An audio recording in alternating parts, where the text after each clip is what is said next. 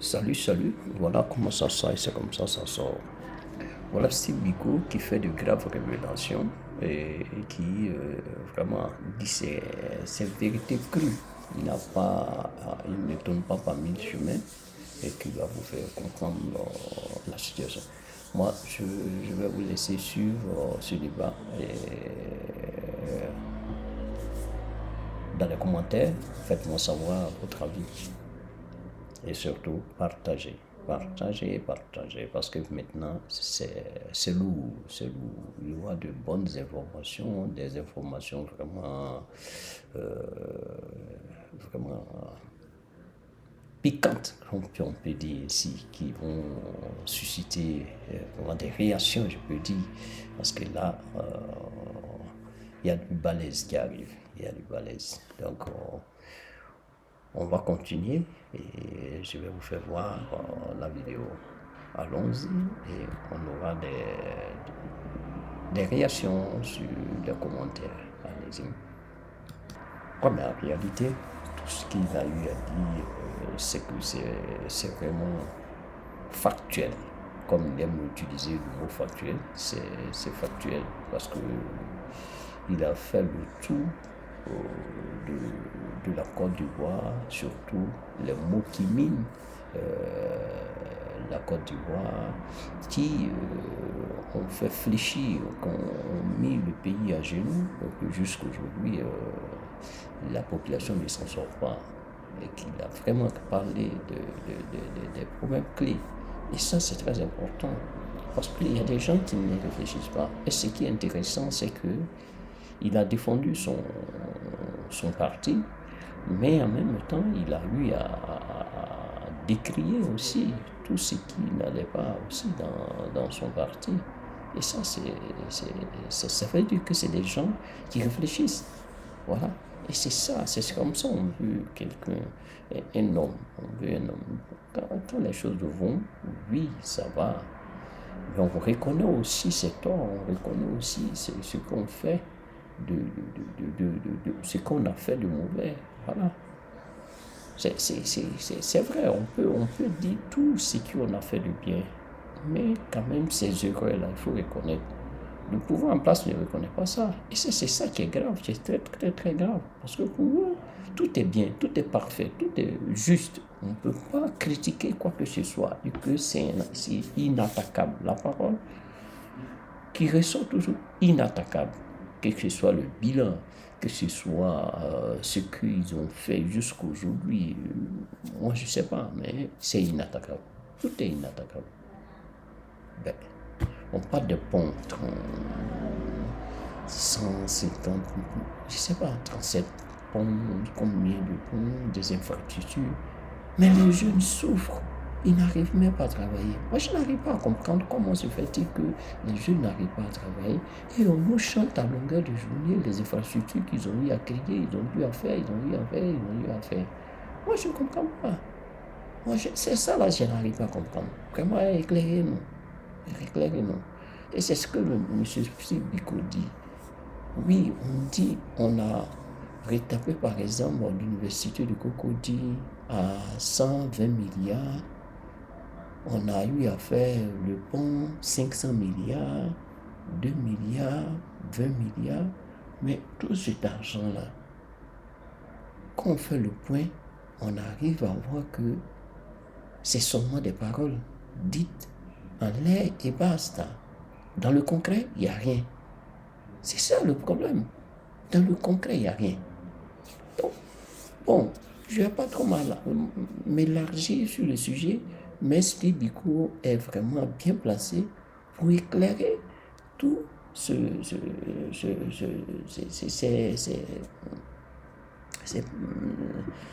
côtés obscurs qu'on n'arrive pas à pouvoir comprendre. Lui va vous étayer un peu plus.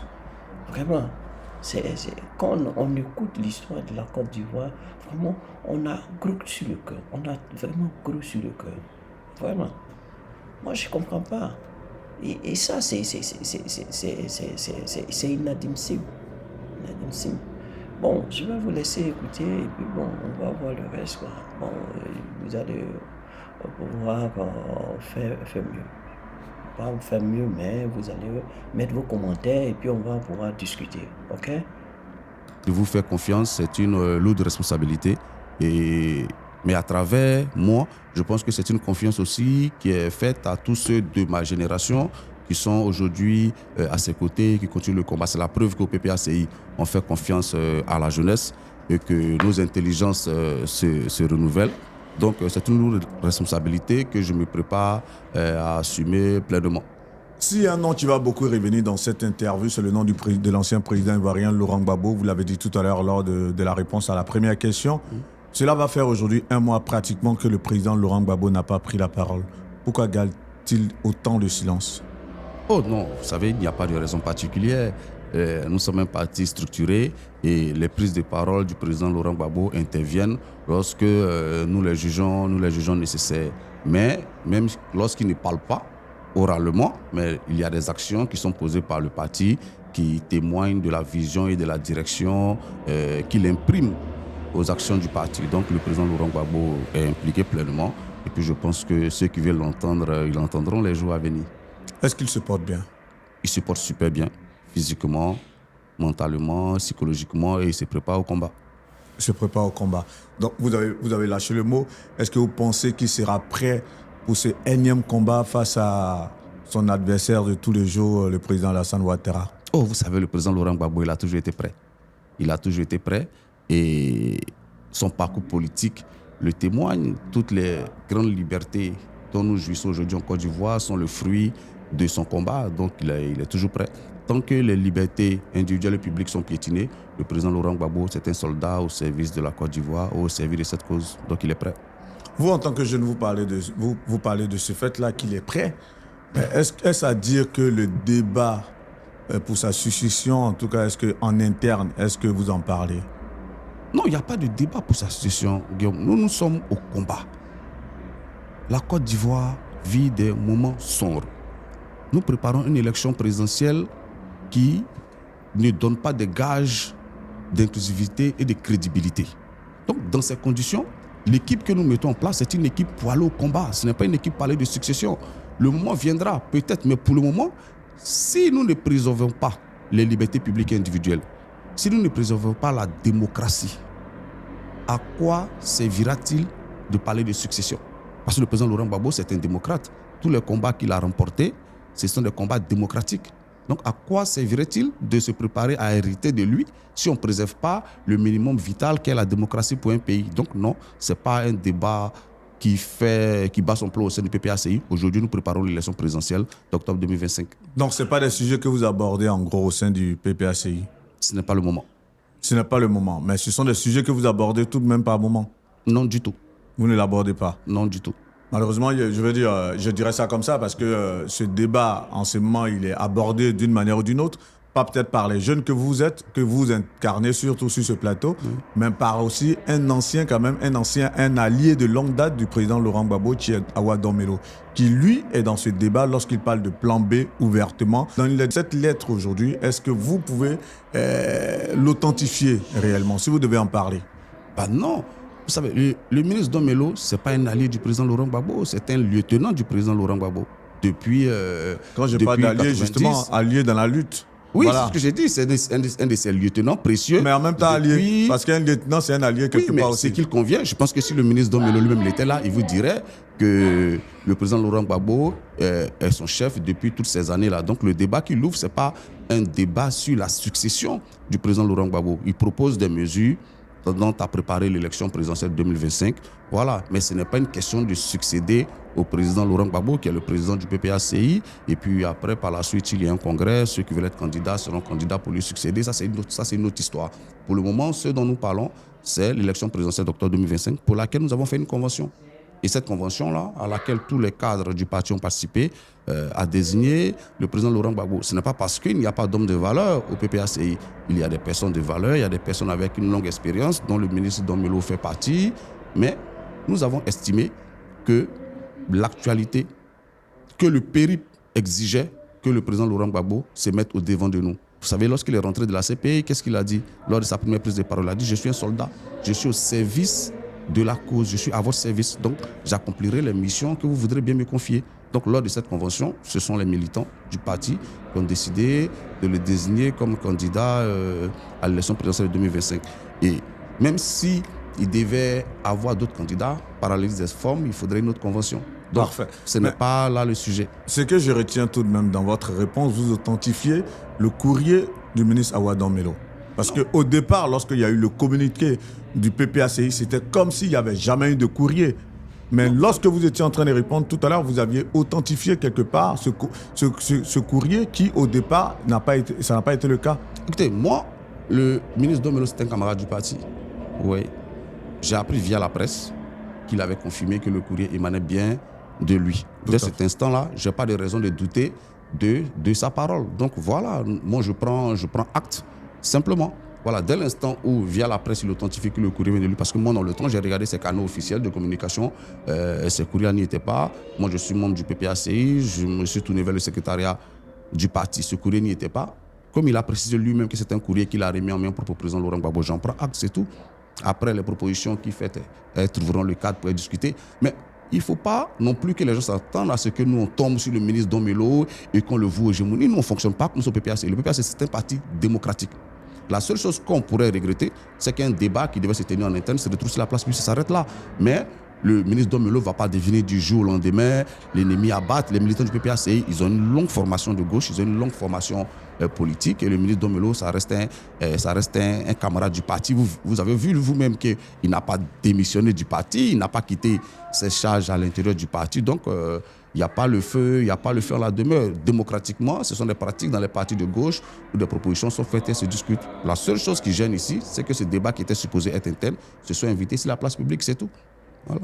C'est vrai que ce débat, le cours de cette interview, on va revenir là-dessus, parce que ça, c'est un peu l'émanation, je dirais ça comme ça, de certaines procédures souvent qu'on voit au sein du PPACI dans les rapports par rapport à la gestion humaine des personnes qui gravitent autour du PPACI.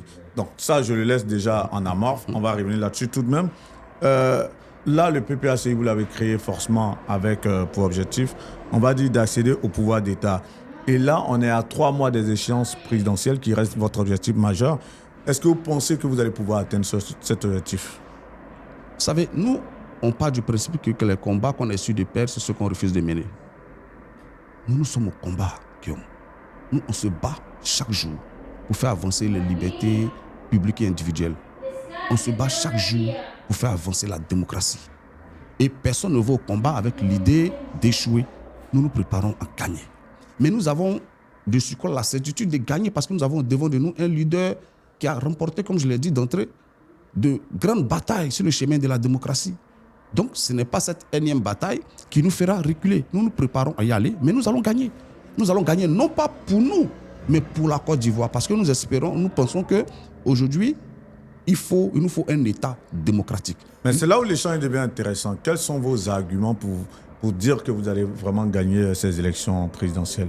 C'est là où le débat devient très intéressant. Mais bien sûr, parce que c'est quoi vos arguments de manière concrète? Pour gagner, nous avons le candidat, les cadres et le programme qu'il faut. C'est ce que les Ivoiriens veulent aujourd'hui. Le président Laurent Gbagbo, il a l'expérience nécessaire pour diriger la Côte d'Ivoire. Il en a vu des vertes et des pas mûres. Donc nous avons le candidat. Et sa cote de popularité, elle est intacte. Vous êtes journaliste, vous pourrez le vérifier dans toute la Côte d'Ivoire. Et même certains qui n'avaient pas compris son combat hier et même qui l'avaient combattu, ceux-là aujourd'hui lui donnent raison. Mais au-delà même de la Côte d'Ivoire, c'est toute l'Afrique de l'Ouest qui lui donne raison. Comme vous avez des jeunes leaders dans les pays limitrophes qui disent oui, effectivement, hier, nous avons endoctriné contre le président Laurent Gbagbo, mais aujourd'hui, on a compris son combat. Donc, au-delà même de la dimension africaine, ivoirienne, les événements que nous avons connus lui ont donné une dimension panafricaine. Donc, nous avons le candidat qu'il faut. Ensuite, nous avons les cadres qu'il faut. Parce que ce soit la nouvelle génération, que ce soit nos aînés, ce sont des parcours professionnels bien remplis, ce sont des parcours intellectuels bien remplis.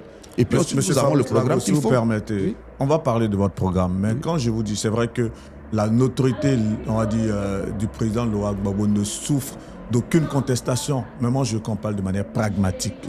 Quand je parle de manière pragmatique, c'est vrai que très souvent, au sein du PPACI, vous attaquez, on va dire, le bilan du président Alassane Ouattara.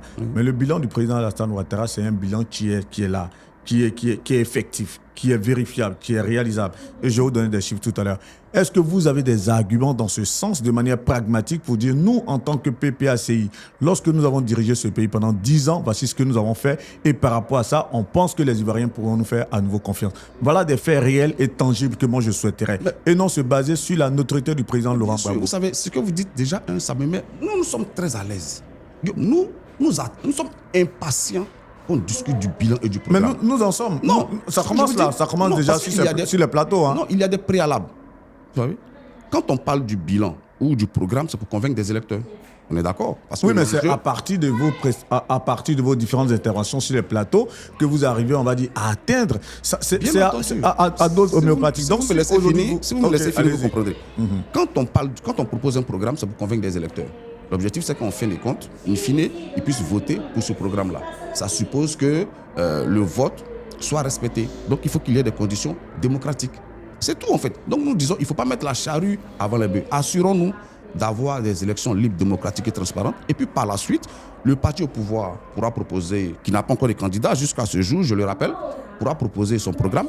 Et puis, nous, on proposera le nôtre. Et puis, les Ivoiriens choisiront. Mais à quoi bon s'égosiller sur des programmes lorsqu'on n'a pas un scrutin démocratique? Lorsque le vote n'est pas transparent? Lorsque ma voix ne peut pas compter? Donc, nous disons qu'il ne faut pas mettre la charrue avant le bœuf, au risque de me répéter. Battons-nous, obtenons des élections libres, démocratiques, transparentes et inclusives. Et puis par la suite, on parlera des programmes et les Ivoiriens trancheront. Parce que nous sommes impatients justement de parler de ce programme du chef de l'État actuel. Considérons que le 6 août, comme c'est dit, le 6 août, le président Alassane Ouattara prendra la parole. Considérons qu'à la faveur de sa prise de parole devant la nation, disent OK, tous les leaders politiques qui ont été exclus jusque-là du jeu politique sont réintégrés. Le président Laurent Gbagbo, le président Tidjane Thiam et autres, considérons que tous ces candidats, ils sont candidats. Quels sont les arguments que le PPACI va présenter? Une esquisse, ne serait-ce qu'une seule esquisse, vous, en tant que jeune, qui allez vous adresser en ce jour à des jeunes. Pas qu'on reste là à se positionner sur l'aura du président Laurent Gbagbo, mais de manière concrète, quels sont les arguments que vous allez présenter à ces jeunes? Vous savez, Guillaume, vous me contraignez un peu à faire là de la politique fiction, mais ce n'est pas un souci. Parlons, on pourrait faire des esquisses. Moi, je l'ai dit la dernière fois. En Côte d'Ivoire, par exemple, aujourd'hui, on a des classes plus bondées. En 2010, on avait 39 élèves par classe. Aujourd'hui, en 2021, on a 41 élèves par classe. Quand vous savez que la norme de l'UNESCO, c'est de se rapprocher de 21 élèves par classe. Donc, quand on a multiplié la dette de la Côte d'Ivoire, parce que quand le président Laurent Gbagbo quittait le pouvoir, la dette de la Côte d'Ivoire était à 2 000 milliards. Aujourd'hui, elle se rapproche de 40 000 milliards. Donc, quand on a multiplié la dette de la Côte d'Ivoire par 20 et qu'au contraire, il y a plus d'élèves bondés dans les classes, il y a un problème, non? Je vous suis. Hein. Quand on parle... Là, ce sont des faits concrets. Bien sûr, je parle de faits concrets. C'est pour ça que ce sont des faits, qui ne sont pas démentis. Et les faits que je vous donne, ce sont des faits qui émanent du service de communication du RADP. Je peux même vous donner un autre exemple. Selon le protocole d'Abuja, tous les pays africains se sont engagés à investir 15% de leur budget dans la santé. Vous comprenez? En 2000, on était à 7% du budget de la Côte d'Ivoire qui était consacré à la santé. Aujourd'hui, on a 4%. Tout le monde peut le vérifier. Vous comprenez? Donc, voici des faits dont on peut discuter. Quand on a multiplié la dette de la Côte d'Ivoire par 20 et qu'aujourd'hui, on a des jeunes en Côte d'Ivoire qui s'adonnent à la drogue et que la drogue s'invite dans tous nos lycées, mais il y a un problème. Quand le taux de suicide explose en Côte d'Ivoire, mais il y a un problème. Cela témoigne d'un mal-être. Quand on parle des différents détournements dans tous les secteurs d'activité où les gens ne sont pas sanctionnés et qu'ils sont plutôt relocalisés, mais il y a un problème de gouvernance. Donc, voici autant de choses dont nous pourrons parler. Je vous ai parlé d'éducation, je vous ai parlé de santé, mais j'aurais pu aussi vous parler d'emploi. Regardez ce qui s'est fait avec... Non, mais laissez-moi terminer tout ça, parce que c'est important pour les Ivoiriens. Regardez ce qui s'est fait avec l'emploi jeune. Qu'est-ce qui s'est fait? Parce qu'on a des ministres qui donnent plus dans le buzz que dans le concret. On a choisi des influenceurs, des gens sur le net, à qui on a donné des millions de francs CFA, qu'ils ont dilapidés. On a encore la fameuse question des salons de coiffure où l'État de Côte d'Ivoire a donné 700 millions à quelqu'un. C'est devenu une affaire aujourd'hui en justice. On a le jeune avec qui j'ai parlé tout récemment, qui aujourd'hui se retrouve à faire un gabadrome à Songon. Le jeune qui est devenu célèbre parce qu'il avait du savon dans les oreilles. On lui a donné 20 millions pour faire des poulaillers. Et on n'en parle plus aujourd'hui. Il s'est retrouvé à Songon. Il est en train de solliciter l'aide d'un peu tout le monde. Donc oui, il y a la politique de l'emploi. qu'il faut revoir en Côte d'Ivoire. Mais Guillaume, on pourrait parler des documents administratifs en Côte d'Ivoire. Il y a le procès qui se déroule présentement. On a 5000 faux passeports qui circulent. Et la Côte d'Ivoire n'en savait rien. Il a fallu qu'un pays du Golfe nous appelle pour dire, écoutez, on a des gens qu'on a attrapés ici avec des faux passeports ivoiriens. On a la carte nationale d'identité qui est falsifiée à souhait. Donc quand, dans un pays, quand le système de santé périclite, quand le système éducatif est en danger, quand les données des citoyens ne sont pas sécurisées et que n'importe qui peut avoir accès à un document administratif et que par la suite, parce qu'on y viendra, ça débouche sur des problèmes fonciers parce que les gens fraudent sur la nationalité pour après acquérir des terres. On a la fameuse affaire Comé qui bat son plein au jeu. Donc les Ivoiriens ont besoin d'être rassurés sur le fait que leurs droits seront préservés. Ils ont besoin d'être rassurés que le système éducatif va permettre de sortir des enfants qui sont prêts à prendre la suite de la Côte d'Ivoire. On a besoin de savoir que le système de santé répond aux attentes des citoyens. Pourquoi on ne parle pas de la CMU?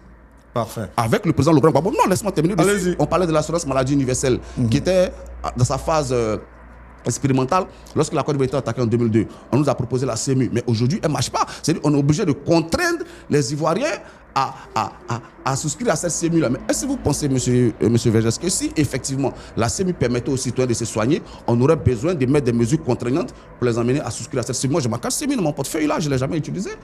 Dans aucun hôpital en Côte d'Ivoire. Vous comprenez?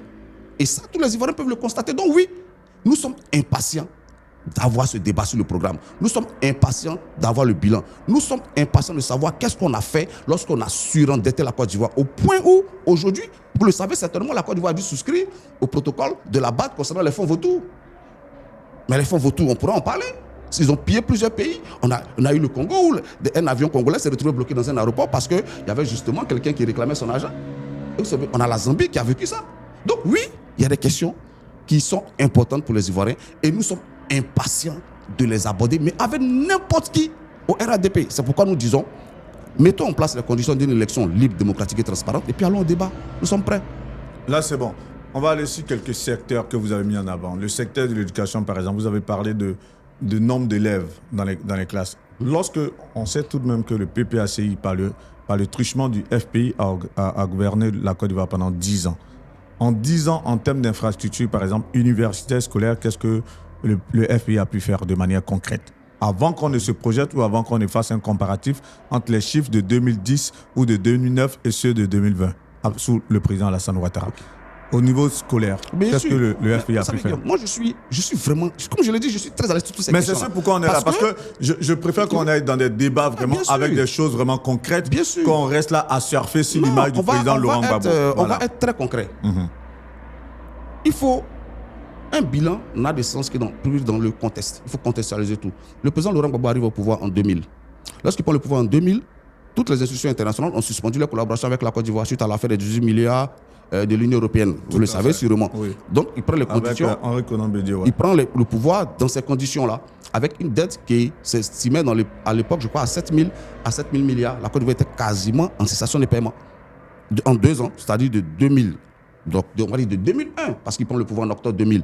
De 2001 à 2002, il rétablit les relations avec ces institutions internationales-là. La Côte d'Ivoire, grâce à la maestria du ministre Bombouabré, met en place le budget sécurisé, où la Côte d'Ivoire réussit à éponger une partie de sa dette, tout en continuant d'investir, notamment dans l'école gratuite, parce que de 2001 à 2002, tous les élèves au primaire recevaient les documents, les livres, les kits scolaires gratuitement. Ça, il faut le noter. Donc, oui, tout à fait. Juste en un an, on réalise ces exploits-là. Et puis en 2002, il y a un coup d'État. Il y a une tentative de coup d'État qui s'est mise en rébellion, qui occupe 60% du territoire et 40% des recettes fiscales. Et ce coup d'État, vous l'expliquez par quoi? Vous savez, ceux qui l'ont fait à l'époque ont écrit des livres. Ce sont eux qui peuvent expliquer. Pour moi, ce coup d'État ne se justifie pas. Est-ce que vous ne l'expliquez pas par un système sécuritaire défaillant malheureusement à l'actif du pouvoir en place? Non, Guillaume, ce n'est pas parce que vous ne mettez pas d'antivol sur votre fenêtre que le voleur a raison, en fait. Vous comprenez? Voilà, le voleur aura toujours tort dans toutes les sociétés. Le voleur a toujours tort. Excusez-moi, monsieur Lago. Oui? Là, vous voulez comparer la vie d'une nation à celle d'une maison? Mais c'est ce que je vous explique. La sécurité aujourd'hui dans le monde, oui, c'est pratiquement tous les budgets sécuritaires, que ce soit aux États-Unis, en Russie et autres, tous les pays au monde, les budgets sécuritaires sont les plus élevés. Je veux dire, quelque part, c'est le nœud gordien Donc, si on dans, suit votre dans la rais- gestion si on suit de votre toute raisonnement, nation. si on suit votre raisonnement, il faudrait remettre en cause le budget sécuritaire d'Israël, qui a subi plusieurs... non, laisse-moi finir. Qui a subi Non, non. plusieurs... Bon, si on suit votre raisonnement, il faudrait remettre en cause le budget sécuritaire iranien. Si on prend en compte votre raisonnement, il faudrait remettre en cause le budget sécuritaire libyen, parce qu'on a vu ce qu'ils ont fait de la Libye. Il faudrait prendre en compte le budget sécuritaire américain, Je qui a suis pas subi en train de des attaques non, je terroristes. suis pas en train de vous emmener à faire un comparatif entre les différents budgets sécuritaires. Je suis en train de vous dire simplement que la sécurité reste quand même, on va dire, pour la gestion d'un État, déjà le secteur clé.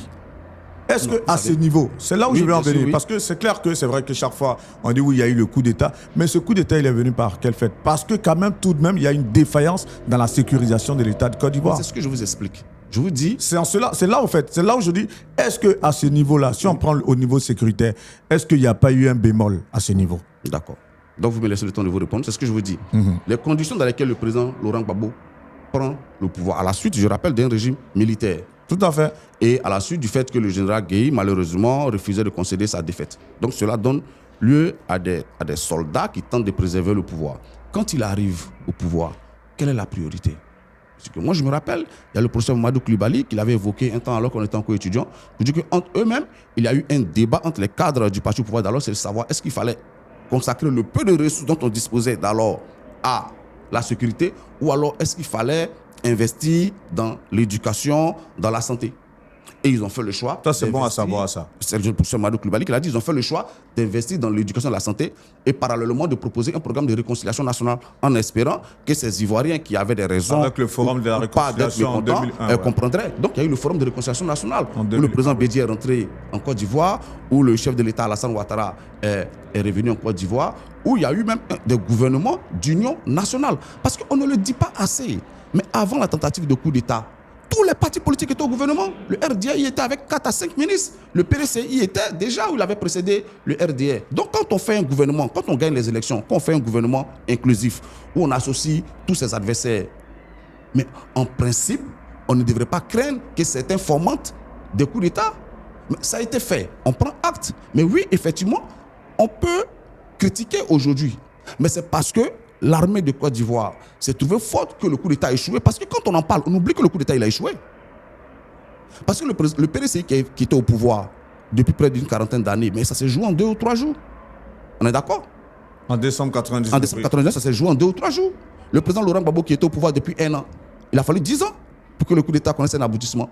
Donc oui, c'est parce que les rebelles ont été matés à Abidjan qu'ils sont allés se cantonner en or avec la complicité passive ou active de certaines puissances régionales et internationales. Je ne voudrais pas revenir sur ce sujet-là. Donc oui, moi je trouve que en 2002, l'armée de Côte d'Ivoire, elle a été brave. Elle a pu repousser, dans les conditions dans lesquelles nous connaissons, une armée désorganisée par les différents remous militaires que nous avons connus. Elle a été brave. C'est pourquoi elle a pu repousser les rebelles qui se sont par la suite contenus. Donc vous estimez que le débat, qu'on appelle ça, on vous fait un faux procès lorsqu'on vous met chaque fois à l'actif, le fait que vous n'êtes pas arrivé à bien sécuriser le pouvoir, l'État de Côte d'Ivoire.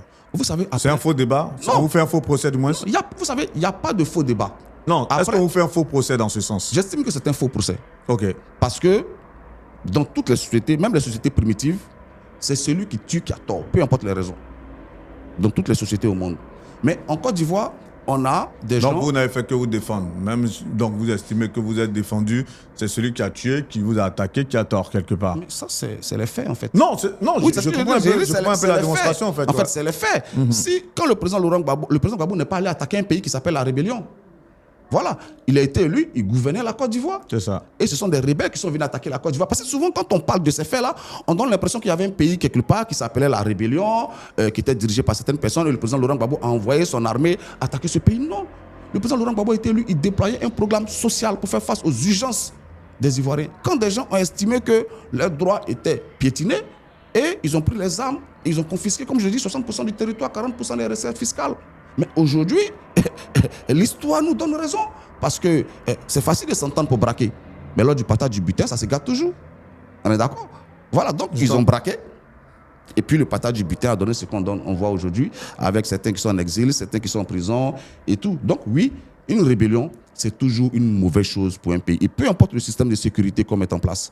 une rébellion, ça retarde le pays, ça détruit le pays. Et pour les générations à venir, parce que quand le président Laurent prend le pouvoir, moi je suis lycéen, j'en parle aujourd'hui, Fortez, même si je n'ai pas été associé à cette gestion-là, mais je pars du principe que les valeurs que nous a inculquées le président Laurent Gbagbo, c'est qu'on peut gagner des combats démocratiquement, on peut faire avancer les libertés publiques et individuelles sans recourir aux armes. Et c'est ce message-là que nous pensons. Nous pensons que prendre les armes contre son pays, c'est toujours mauvais. Et les acteurs, ce n'est pas nous seulement qui le disons, même les acteurs du premier plan de l'époque le disent aujourd'hui, qui regrettent d'avoir choisi cette option-là. Voilà. Donc les conséquences directes forcément par rapport à cette crise militaire, c'est que le pouvoir FPI n'a pas pu dérouler son programme, donc vous n'avez pas pu avoir d'infrastructures. Non, je vais pendant les 10 ans de gestion. Sûr. Maintenant que vous le dites, donc quand il y a la tentative de coup d'État, qu'on se retrouve, bon, pas je dis on parce que c'est un on d'humilité, mais quand les partis politiques se retrouvent à Kléber et à Makoussis, on était en droit d'attendre que ceux qui ont pris les armes réclament des avancées démocratiques ou des avancées sociales. Qu'est-ce qu'ils ont réclamé? C'est des postes ministériels. Quand on revient de Makoussis, quand on parle des infrastructures, qui est ministre des infrastructures? Durant toute la durée du mandat du président Laurent Gbagbo, c'est M. Patrick Achi. Qui est ministre de l'enseignement supérieur? C'est d'abord Zebogo Fofana, ensuite c'est Bakongo. Ils sont issus de quel parti? Du RDR. Qui est ministre de la Justice? Qui est ministre de l'Agriculture? Donc quand on revient de Kléber et qu'on a une opposition politique et armée qui est plus nombreuse dans le gouvernement du président Laurent Gbagbo, le cas du FPI, mais ça pose problème. Parce que quand on est élu, c'est pour appliquer un programme. Et quand vous avez en face de vous des gens qui ne partagent pas votre vision du développement de la Côte d'Ivoire, qui occupent des postes ministériels stratégiques, vous développez la Côte d'Ivoire comment? Donc oui, quand on est en crise, la solution d'urgence, c'est de sortir de la crise pour reprendre le développement. C'est pourquoi le président Gbagbo, en 2010, disait « La crise est désormais derrière nous, reprenons notre marche vers le développement. » Donc, si votre maison, aujourd'hui en Ukraine, quelles sont les infrastructures qui sont faites? Parce qu'il y a la guerre. Donc la guerre, oui, quand on est en guerre, l'urgence, c'est de sortir de la guerre. Mais en dépit de cela, des choses ont été faites. La dernière fois, je parlais du Sud-Angré, dont aujourd'hui, on est tous fiers. Mais c'est le président Laurent Gbagbo. Quand on parle de l'autoroute jusqu'à Amsokoro, c'est qui? C'est le président Laurent Gbagbo. Donc oui, en dépit de ça, en dépit du fait que des gens ont balafré le pays, des choses ont été faites. Et c'est justement parce que les Ivoiriens aujourd'hui réclament ce programme du président Laurent Gbagbo qu'ils sont d'accord pour l'accompagner à l'élection présidentielle de 2025. À l'opposé de ce que vous avez cité quand même, je vous donne quelques chiffres. Le président Alassane Ouattara, c'est tout de même 64 infrastructures routières. 64 en 15 ans. 39 ponts. Je veux dire, je ne sais pas si le président Laurent Gbagbo, lorsqu'il dirigeait la Côte d'Ivoire, il a eu à faire des ponts. Je ne sais pas s'il en a fait combien. Il y a eu quand même 5 nouvelles universités. Il y a une trentaine d'infrastructures de santé. Tout à l'heure, vous avez parlé de la santé. En tout cas, il y a eu, là même, il y a une usine de transformation de cacao récemment, Transcao. Il y a aussi le canal de Vridi, le gisement de baleines. Enfin, au niveau des infrastructures de développement, il y en a tellement une pléthore sous le président Alassane Ouattara que la question que je pourrais vous poser, qu'est-ce que vous reprochez à sa gouvernance alors que, quand même, tout de même, il est passif de 3 mandatures, enfin, qui donnent ces chiffres-là. Qu'est-ce que vous reprochez à son gouvernement? Vous savez, gouverner, c'est une question de vision. Comprenez? Gouverner, c'est une question de vision. On ne dirige pas sans vision. Sinon, construire des ponts, excuse-moi, tout le monde peut le faire. Mais quand on gouverne, il faut avoir une vision. Je prends l'exemple du 3e pont, le pont Henri Konan Bédié. Ce sont les projets qui sont entamés depuis sur le PDCI. Quand le président Laurent Gbagbo arrive au pouvoir, il dit, écoutez, ce pont-là, je ne veux pas que ce soit un pont à péage. Donc, toute la documentation est faite, tout est techniqué pour que le pont soit construit sous fonds propres ou alors en s'endettant auprès de la banque, je crois que c'était la banque islamique, mais pour que le pont soit construit et qu'il ne soit pas à péage. Quand M. Ouattara arrive au pouvoir, il dit non, écoutez... Je crois que ça c'était avec Tchab lorsqu'il était au Bénet. Non, après le président Laurent Gbagbo, le projet se poursuit. Quand M. Ouattara arrive au pouvoir, il dit non, construire ce pont-là, il faut qu'il soit à péage. Donc on fait un BOT avec Bouygues. Et puis l'État garantit qu'il y aura un certain nombre de véhicules par jour. Ce que je vous cite, ce sont des faits, vous pouvez vérifier. Et qu'est-ce qui se passe par la suite? Qu'est-ce qui se passe par la suite? C'est que des Ivoiriens, certains en tout cas, préfèrent prendre l'ancien pont. Donc, on n'arrive pas à atteindre le nombre de véhicules par jour qu'on a annoncé à Bouygues. Qu'est-ce qui se passe? L'État est obligé de sortir de l'argent tous les mois pour combler ce déficit-là. Problème de vision. Oui. Moi, je tourne en Côte d'Ivoire. On en tourne constamment. On était à l'intérieur du pays. On a la Dankad qui est en train de pourrir au nord. On était à Séguéla. On a fait une semaine à Séguéla, dans les villages. Donc oui, il y a des infrastructures qui ont été faites. On ne va pas le nier. Mais nous questionnons d'abord, 1, sur le coût, 2, sur la qualité. Je vous l'ai dit, on a multiplié la dette de la Côte d'Ivoire par 20. Donc sur les 40 000 milliards, les Ivoiriens sont curieux de savoir quel est le montant qui a été investi dans les infrastructures routières. Donc permettez qu'on audite cette gestion-là. Parce que moi je pose la question régulièrement lorsque je croise des cadres du RADP, je leur demande, écoutez, on a 40 000 milliards, vous avez multiplié la dette par 20. Sur les 40 000 milliards, est-ce que vous êtes en mesure de nous dire aujourd'hui combien a été investi dans les infrastructures routières? Combien a été investi dans les universités? Combien a été investi dans les usines, s'il vous plaît, pour qu'on sache? Vous comprenez? Donc oui, construire des ponts, c'est très bien. On ne va pas le nier. Construire des routes, c'est très bien. Mais souvent, ces constructions-là cachent d'énormes détournements. On a l'exemple de l'université de Cocody. Et le ministre Cissé Bakongo, il était ministre de l'enseignement supérieur, nous a dit 100 milliards pour réhabiliter l'université. Mais par la suite, on s'est rendu compte qu'il y avait eu d'énormes détournements au point où le directeur du cabinet du ministre Cissé Bakongo a dû être limogé. Donc oui, nous, ce que les Ivoiriens veulent savoir aujourd'hui, ces infrastructures routières qui ont été construites, elles nous ont coûté combien? Parce qu'on a 40 000 milliards de dettes. Et le pouvoir qui va succéder à ce pouvoir-là devra y faire face. Parce qu'on s'est battu. On ne le dit pas assez. Le président Laurent Gbagbo s'est battu pour obtenir le PPTE. Il s'est battu. Tout à fait. Il a dû mettre en place une orthodoxie financière pour obtenir le PPTE. Et je rappelle que lorsque nous avons obtenu le PPTE, le journal Le Patriote, qui est le journal du RDA, avait titré « Enfin, nous sommes pauvres et contents ». C'est-à-dire que le RDA était contre l'obtention du PPTE. Ils estimaient que obtenir le PPTE, c'était, je ne sais pas par quelle magie financière, mais ils estimaient que être PPTE, c'était un recul pour la Côte d'Ivoire. Mais aujourd'hui, comme je vous l'ai cité, quand on se tourne vers les fonds vautours, parce qu'on craint que certaines institutions, mais certaines personnes auprès de qui on s'est endetté ne se retournent contre nous, cela pose un problème. Donc oui, ce que nous disons, ce qui a été fait, c'est très bien. Ça met à l'actif de la Côte d'Ivoire, mais il est temps qu'on puisse auditer cette gestion-là, parce que ce que nous constatons aujourd'hui n'équivaut pas à la multiplication de la dette de la Côte d'Ivoire par 20. Parfait. Voilà. Maintenant, quand vous dites que qu'est-ce que nous reprochons justement à M. Ouattara? Mais prenons d'abord, commençons par la liberté publique et individuelle. Il n'a tenu aucune de ses promesses. Il avait prévu de diligenter des enquêtes et de faire des procès sur les événements, sur la rébellion notamment, et puis sur la crise de 2010. Aucun. Au contraire, c'est une justice à double vitesse où il n'y a qu'un camp qui s'est retrouvé face à la justice. Et ce camp-là a été d'ailleurs innocenté. Mais quel membre du camp du président Ouattara a fait face à la justice? Quand on en parle, on nous dit Amadou Rémy. Amadou Rémy, c'est un second couteau, c'est un sous-fifre. Vous comprenez? Donc, les libertés publiques et individuelles, il y a un véritable recul. Ce n'est pas moi qui le dis. Même les organisations de la société civile, il y a eu tout récemment une ordonnance qui a été prise qui limite leur champ d'action. Vous comprenez? Même aujourd'hui, on nous dit quoi? Même les religieux sont pleins. On nous dit, si vous êtes une église ou bien une mosquée, si vous invitez un leader religieux en Côte d'Ivoire, il doit écrire sur un document ce qu'il compte venir dire et le soumettre au ministère de l'Intérieur. Et le ministère de l'Intérieur doit valider ce discours avant que cet individu ne soit amené à rentrer en Côte d'Ivoire. Mais on a peur de quoi? Donc oui, il y a un véritable recul sur les libertés public et individuel. Il y a un véritable recul démocratique. Il y a une tentative hégémonique de nous ramener au parti unique que nous n'acceptons pas. Ça, c'est la première des choses. Parlons, vous avez même parlé de l'éducation. Mais je vous ai donné tout à l'heure des chiffres. Vous voyez les enseignants. Oui, effectivement, tous les chiffres que je vous donne, je vous rappelle, ce sont les chiffres de la cellule de communication du RDR. Non, c'est ça que je dis, pour qu'on soit très à l'aise dessus. Non, vous n'inventez pas les chiffres. Autant le président Laurent Gbagbo, ce qui saute, si vous permettez, avant que vous continuez. Lorsque vous parlez, ça ramène à une seule grande thématique. C'est la moralisation de la vie politique en Côte d'Ivoire. Est-ce que vous pensez que sous le président Laurent Gbagbo, cette moralisation de la vie politique en Côte d'Ivoire, est-ce qu'elle était autant de mise? Est-ce qu'elle était aussi de mise, du moins? Je vous donne un exemple parfait. Quand il y a eu le scandale de la filière café cacao, les responsables ont été arrêtés et mis en prison. Cet exemple-là, c'est l'exemple le plus éloquent que vous avancez chaque fois.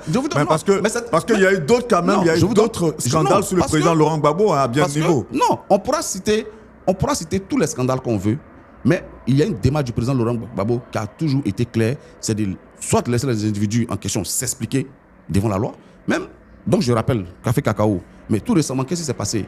Au fonds de développement café cacao, il y a eu le scandale des 500 milliards. Qu'est-ce qui s'est passé? On a pris la dame qui gérait ça, on l'a mis à l'ombre pendant quelques temps, et là on vient de la nommer ailleurs. Voilà. Quand on parle souvent du scandale des déchets toxiques en Côte d'Ivoire. Mais quand il y a eu ce scandale-là, le président Gbagbo a permis que tous les acteurs puissent aller s'expliquer devant la représentation nationale, devant l'Assemblée nationale. Ils se sont expliqués. Après, t'es convaincu, t'es pas convaincu, mais au moins ils se sont expliqués devant la représentation nationale. Dites-moi, depuis qu'on dénonce des détournements sous le régime Ouattara, qui est venu s'expliquer? Qui a fait face à la justice? On a vu les détournements au fait. On a juste débarqué l'individu, on l'a nommé ailleurs. Vous voyez, je vous citais l'exemple du ministre Cissé Bakongo, son directeur de cabinet qui a été limogé. Après, il a été nommé à l'Assemblée nationale où il est aujourd'hui. Donc, en fait, lorsqu'il y a des scandales, on met les personnes sous l'éteignoir pendant 2, 3, 4 mois, et puis on les recycle et on les nomme ailleurs. Mais ça, c'est justement ce dont on parle. Mais sur le président Laurent Gbagbo, ce n'était pas comme ça. Lorsqu'il y avait des soupçons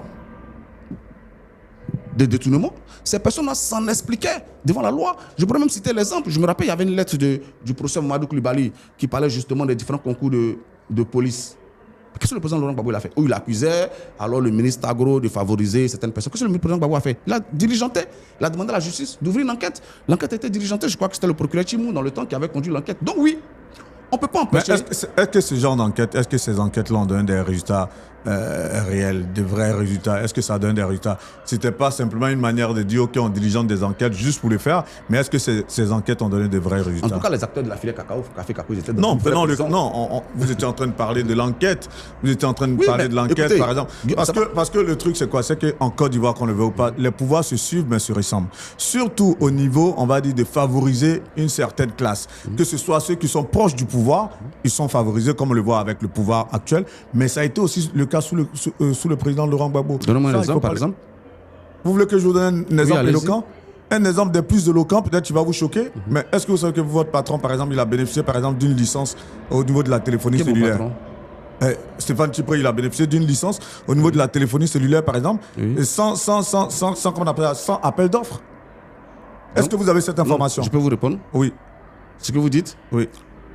Stéphane Chipré, ça je pense, je me base sur ce que vous dites. Stéphane Chipré a bénéficié d'une licence, donc ça pose un problème. Donc c'est-à-dire que ce que vous m'entendez dire... Sans appel d'offres, parce qu'il y avait des sollicités... Donc, d'un marché de gré à gré. Tout à fait, merci. Donc, merci de bien remettre les choses dans un marché de gré à gré, il a bénéficié. Est-ce que le fait qu'il ait bénéficié de cette licence-là, ça pose un problème de moralisation de la vie publique?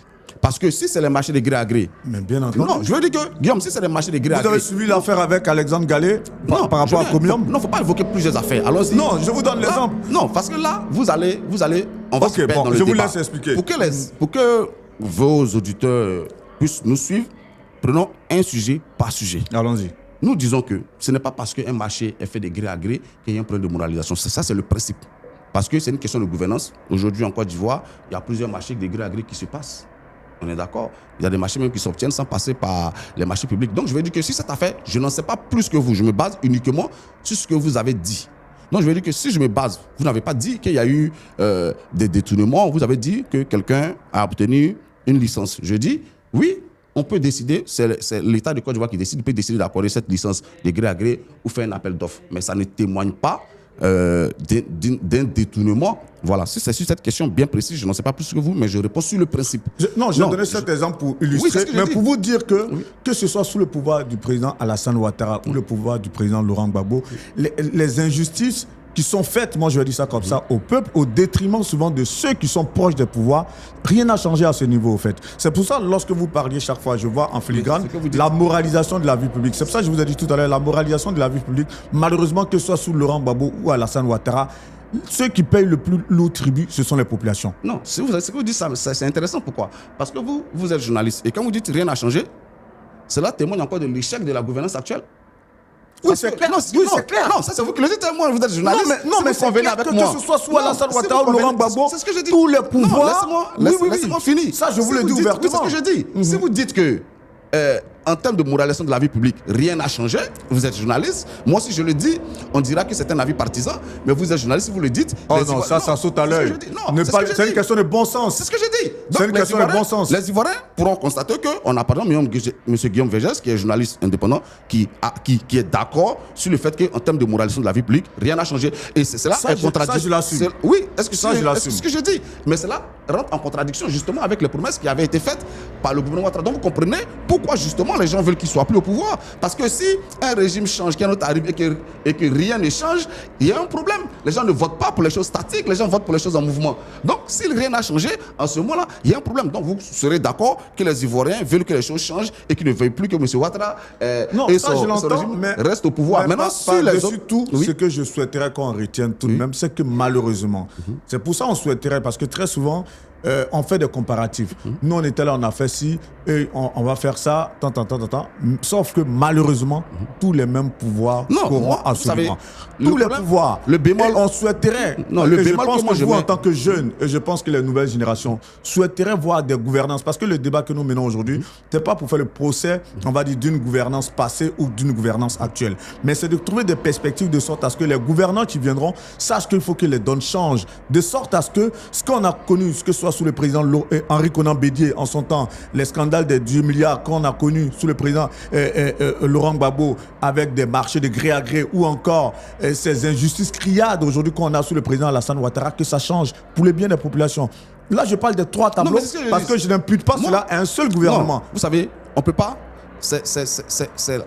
excusez-moi, mais ça, c'est l'argumentaire de la facilité. Moi, je veux qu'on soit précis. Moi, je vous ai donné des exemples. Je ne dis pas que toute la gouvernance du président Laurent Gbagbo était parfaite. Seul un sot pourrait réfléchir comme ça. Mais je vous ai donné des exemples précis où des individus proches ou supposés proches de lui ont fait face à la justice, à sa demande pour répondre de leurs actes. Et comparativement, je vous dis, en 15 ans de pouvoir de M. Ouattara, il n'y a aucun cas où un de ses proches s'est retrouvé face à la justice pour des cas similaires. Donc oui, il n'y a pas une avancée, mais il y a une régression. Quand vous voyez les tapés d'eau, les Angélique Kili, les Henri Amouzou qui étaient en prison, mais certains étaient des proches, certains étaient des proches de certains barons du FPI. Ils se sont retrouvés en prison pour répondre de leurs actes. Mais c'est un message fort qui était adressé, mais en 15 ans et puis cela dans des conditions difficiles où on a un pouvoir qui est attaqué. Donc le chef aurait plutôt tendance à vouloir rassurer ces gens. Mais dans ces conditions-là, il a amené certains qui étaient proches de lui devant la justice pour répondre aux actes. Ils ont été condamnés. Autant il y a eu des procès où certains étaient condamnés, autant il y a eu des procès où certains étaient blanchis, comme le cas dont je vous parlais du procès Mamadou Koulibaly face à des États gros. Mais ça montre quoi? Ça montre une volonté de faire en sorte que tout le monde soit justiciable, qu'il n'y ait pas de passe-droit. C'est une volonté politique. Après, elle peut se matérialiser de différentes manières. Mais sous la gouvernance actuelle, je dis, malgré les différents scandales qui ont émaillé cette gouvernance depuis 15 ans, aucun cadre du RADP n'a fait face à la justice. Ça aussi, c'est factuel. Et les Ivoiriens le constatent. Donc oui, il y a des choses qui ont changé. Avant, hier, il y avait un chef d'État. Lorsqu'il y avait des remous qui laissaient ces personnes aller devant la justice répondre. Aujourd'hui, comme je vous l'ai dit, on les dégomme, on les recycle et on les nomme à un autre poste. On va avancer dans l'échange. Oui. J'espère justement, lorsqu'on va arriver sur le chapitre des programmes de gouvernement, que vous allez quand même mettre en avant les offres que vous allez apporter aux populations ivoiriennes et non surfer, hein, c'est mon point de vue, surfer, on va dire, sur l'aura du président Laurent Gbagbo, parce que tout de même, c'est clair que vous avez pas mal de choses à faire valoir que l'aura du président Laurent Gbagbo. Non, on y reviendra. Voilà, non, c'est clair. Lorsque vous allez arriver sur ce débat au niveau des programmes de société et autres, je pense qu'il y a beaucoup de choses à faire valoir que l'aura, en tout cas, du président Laurent Gbagbo. Parlons maintenant de la situation politique en Côte d'Ivoire. Là, en ce moment, ce qui est de mise, c'est que l'opposition ivoirienne réclame, on va dire, un dialogue avec le pouvoir en place. Mais la question que moi je posais, à quand un dialogue au sein de l'opposition ivoirienne? Dans quel but? Non, parce que dans le but où, là, aujourd'hui, l'opposition ivoirienne, dans son ensemble, cherche à échanger avec le pouvoir en place, n'est-ce pas? Oui. Sur des thématiques portant sur la réforme de la CEI, avoir une élection inclusive, avoir une liste électorale vraiment propre et autres. Mais on se rend compte que aujourd'hui, l'opposition ivoirienne est en train de s'enliser dans les fronts. Il y a le Front commun dont on va parler, il y a la CAP Côte d'Ivoire. À quand un dialogue pour que cette opposition-là parle d'une seule voix, même si c'est pour aller sur les mêmes thématiques? Non, mais ça n'existe nulle part. Ça, excuse-moi, mais c'est un rêve éveillé. Dans aucun pays du monde, l'opposition ne parle d'une seule voix. Mais c'est même pas possible. Au sein de l'opposition, on a des gens qui ont des idéologies différentes, qui ont des parcours différents, qui ont des expériences différentes. Et je ne dis pas, c'est pas propre à la Côte d'Ivoire. C'est propre à tous les pays. Non, laisse-moi finir. Je vous donne un exemple, oui. Excusez-moi si vous permettez. Lorsque le président Laurent Gbagbo lance l'appel de Benoît, par exemple, l'appel de Benoît s'adressait à qui? À tous les partis de l'opposition. Je vous laisse finir. Oui, ça s'adressait à tous les partis de l'opposition. Lorsqu'on fait partie de l'opposition, par exemple, et lorsqu'on fait dans cette opposition, on a la même idéologie. Qu'est-ce qui aurait pu coûter au président Laurent Gbagbo? Je donne un exemple tout simple, de manière pragmatique. prendre son téléphone, appeler par exemple Pascal Affi-N'Guessan, appeler Simone Gbagbo, appeler Charles Blé Goudé et leur dire venez me retrouver au sein du PPACI. J'ai pu asseoir le PPACI. Je souhaiterais maintenant qu'on marche ensemble et qu'on puisse porter des revendications ensemble. Qu'est-ce qui aurait pu empêcher le président Laurent Gbagbo de le faire que d'aller parler par exemple de l'appel de Benoît, de sorte à peut-être attendre que ces personnes-là puissent peut-être venir ou ne pas venir. D'accord, je vais terminer sur ce point. Donc, je dis, dans aucune démocratie, dans aucun pays, même sous la dictature, l'opposition ne parle d'une même voix. L'essentiel, c'est est-ce que les revendications qui sont mises en avant sont les mêmes? Ça, c'est la première des choses. Venez sur l'appel de Benoît. L'appel de Benoît ne s'adressait pas exclusivement aux partis politiques. Il s'adressait à tout le monde, aux partis politiques, aux acteurs de la société civile, aux Ivoiriens. Et le président Laurent Gbagbo, il a précisé le cas. Il dit tous ceux qui ne veulent plus que ce pouvoir soit là, je les appelle à venir pour qu'on se mette ensemble pour mener ce combat. C'est la première des choses. Mais dans l'exemple que vous prenez, moi je pense qu'il ne faut pas infantiliser les leaders politiques. Vous voyez, on ne peut pas tout résumer à un appel. Le Premier ministre Affi-N'Guessan gère un parti politique. Madame Simone Evé gère un parti politique. Monsieur Charles Blé Goudé, il est président d'un parti politique. Donc, quand on veut s'adresser à un parti politique, le respect minimum, c'est d'envoyer une délégation vers ce parti pour aller échanger avec eux. On ne peut pas les infantiliser. Ils ne représentent pas des individus. Pourquoi on les appelle au téléphone pour dire, bon, venez, écoutez, on se met ensemble. On fait une démarche vers le parti politique. C'est ce qui a été fait.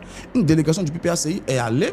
Vous savez ce qui complique un peu. Non, excusez-moi. Je comprends, mais vous savez ce qui complique un peu, on va dire, les démarches ou bien la marche des partis en Côte d'Ivoire, c'est qu'on se lance trop dans de grandes théories alors qu'on peut faire les choses beaucoup plus simplement. Lorsqu'on a eu, par exemple, des compagnons de lutte comme Affi-N'Guessan, Simone Gbagbo et Charles Blé Goudé et autres, est-ce qu'on a besoin aujourd'hui de parler par des canaux de partis? On peut se parler de manière ouverte? Mais ça se fait. Je vous donne un exemple simple.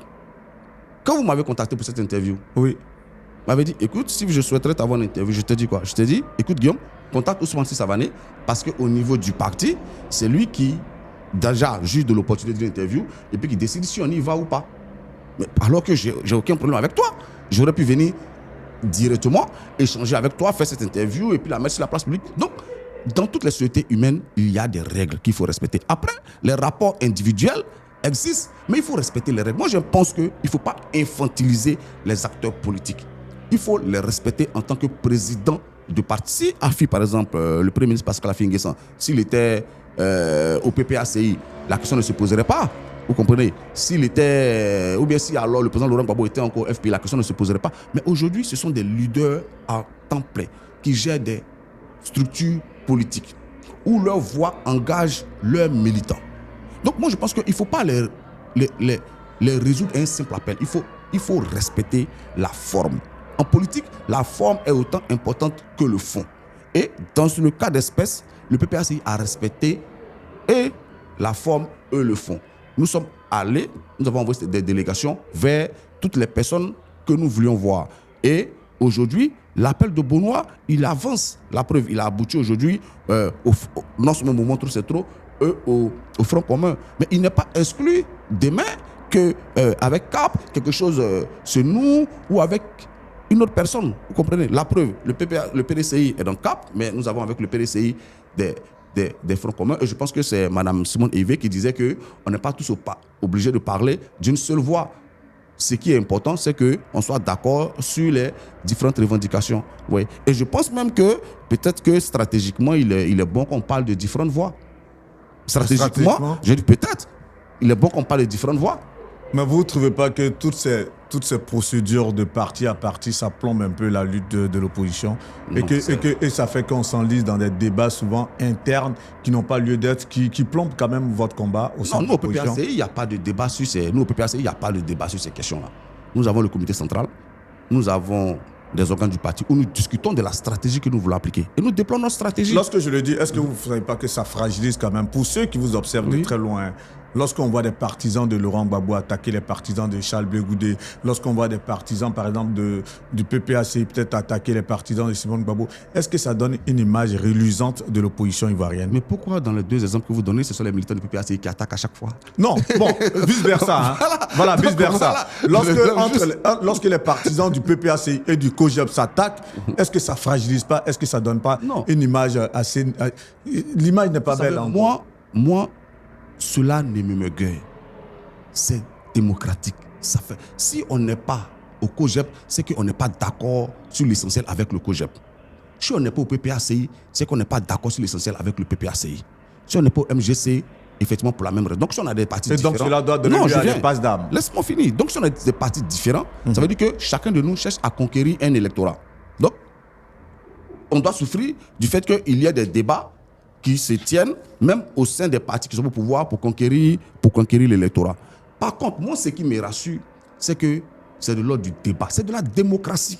C'est vrai que nos démocraties sont en construction, donc dès qu'il y a un échange où c'est comme on pourrait sortir de ce débat-là, les gens vont me dire mais Guillaume Vergès, il t'a attaqué. Non, c'est l'exemple que je prends. Il fait son travail. C'est le débat. Il est le questionneur. Moi, je suis supposé amener les réponses. Et les questions qu'il pose, ce n'est pas forcément ce qu'il pense, mais il est obligé de prendre ce que le peuple pense et le poser en question en espérant que moi, j'ai les réponses. Donc, c'est la même chose, c'est le jeu démocratique. Mais ce qui me réjouit, c'est que même les divergences qu'il peut avoir au sein de l'opposition, elles restent de l'ordre du débat. Vous comprenez? Mais dans le parti au pouvoir, lorsqu'il y a des divergences... Mais est-ce que ça ne vous fragilise pas tout de même? Ça ne fragilise pas les partis de l'opposition? Non, je veux dire que... Pour vos partisans, est-ce que ce n'est pas un peu quand même désolant de vous voir comme ça, vous voir sur la place publique en train de vous... Non, vous savez, nous, au PPACI... De vous porter des coups? Non, nous, au PPACI, nous n'attaquons personne. Ça, il faut que j'insiste là-dessus. Au PPACI, nous n'attaquons personne. Nous déployons ce qui est notre stratégie, nous déployons notre vision. Après, elle peut rentrer en contradiction avec d'autres personnes qui pourraient s'en plaindre. Il est de leur choix. Mais remarquez bien que tout ce qu'on nous oppose, ce n'est pas des questions politiques, c'est des questions personnelles. Pourquoi on n'appelle pas tant? Pourquoi on ne voit pas tant? C'est des questions personnelles. Mais personne ne remet en cause.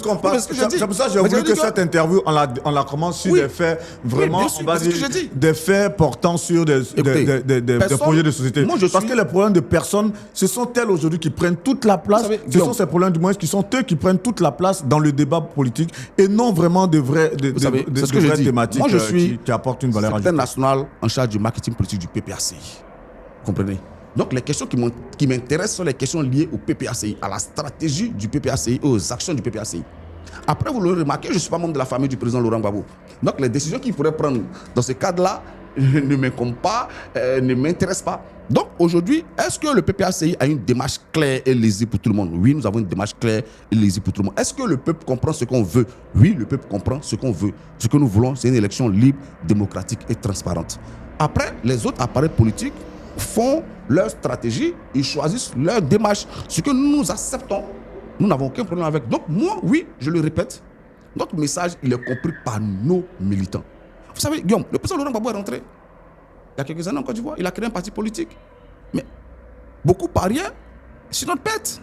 Aujourd'hui, le PPACI est une force politique en Côte d'Ivoire, contrairement à ce qu'on aurait pu penser. Donc oui, pour moi, il n'y a pas lieu de s'alarmer.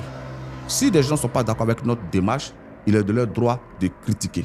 Et puis, à nous de leur apporter la réponse qui vaut. C'est le jeu démocratique, il faut qu'on s'y habitue. En tout cas, certains souhaiteraient vraiment que l'opposition ivoirienne donne une meilleure image d'elle que celle qu'on voit en ce moment. Il ne faut pas...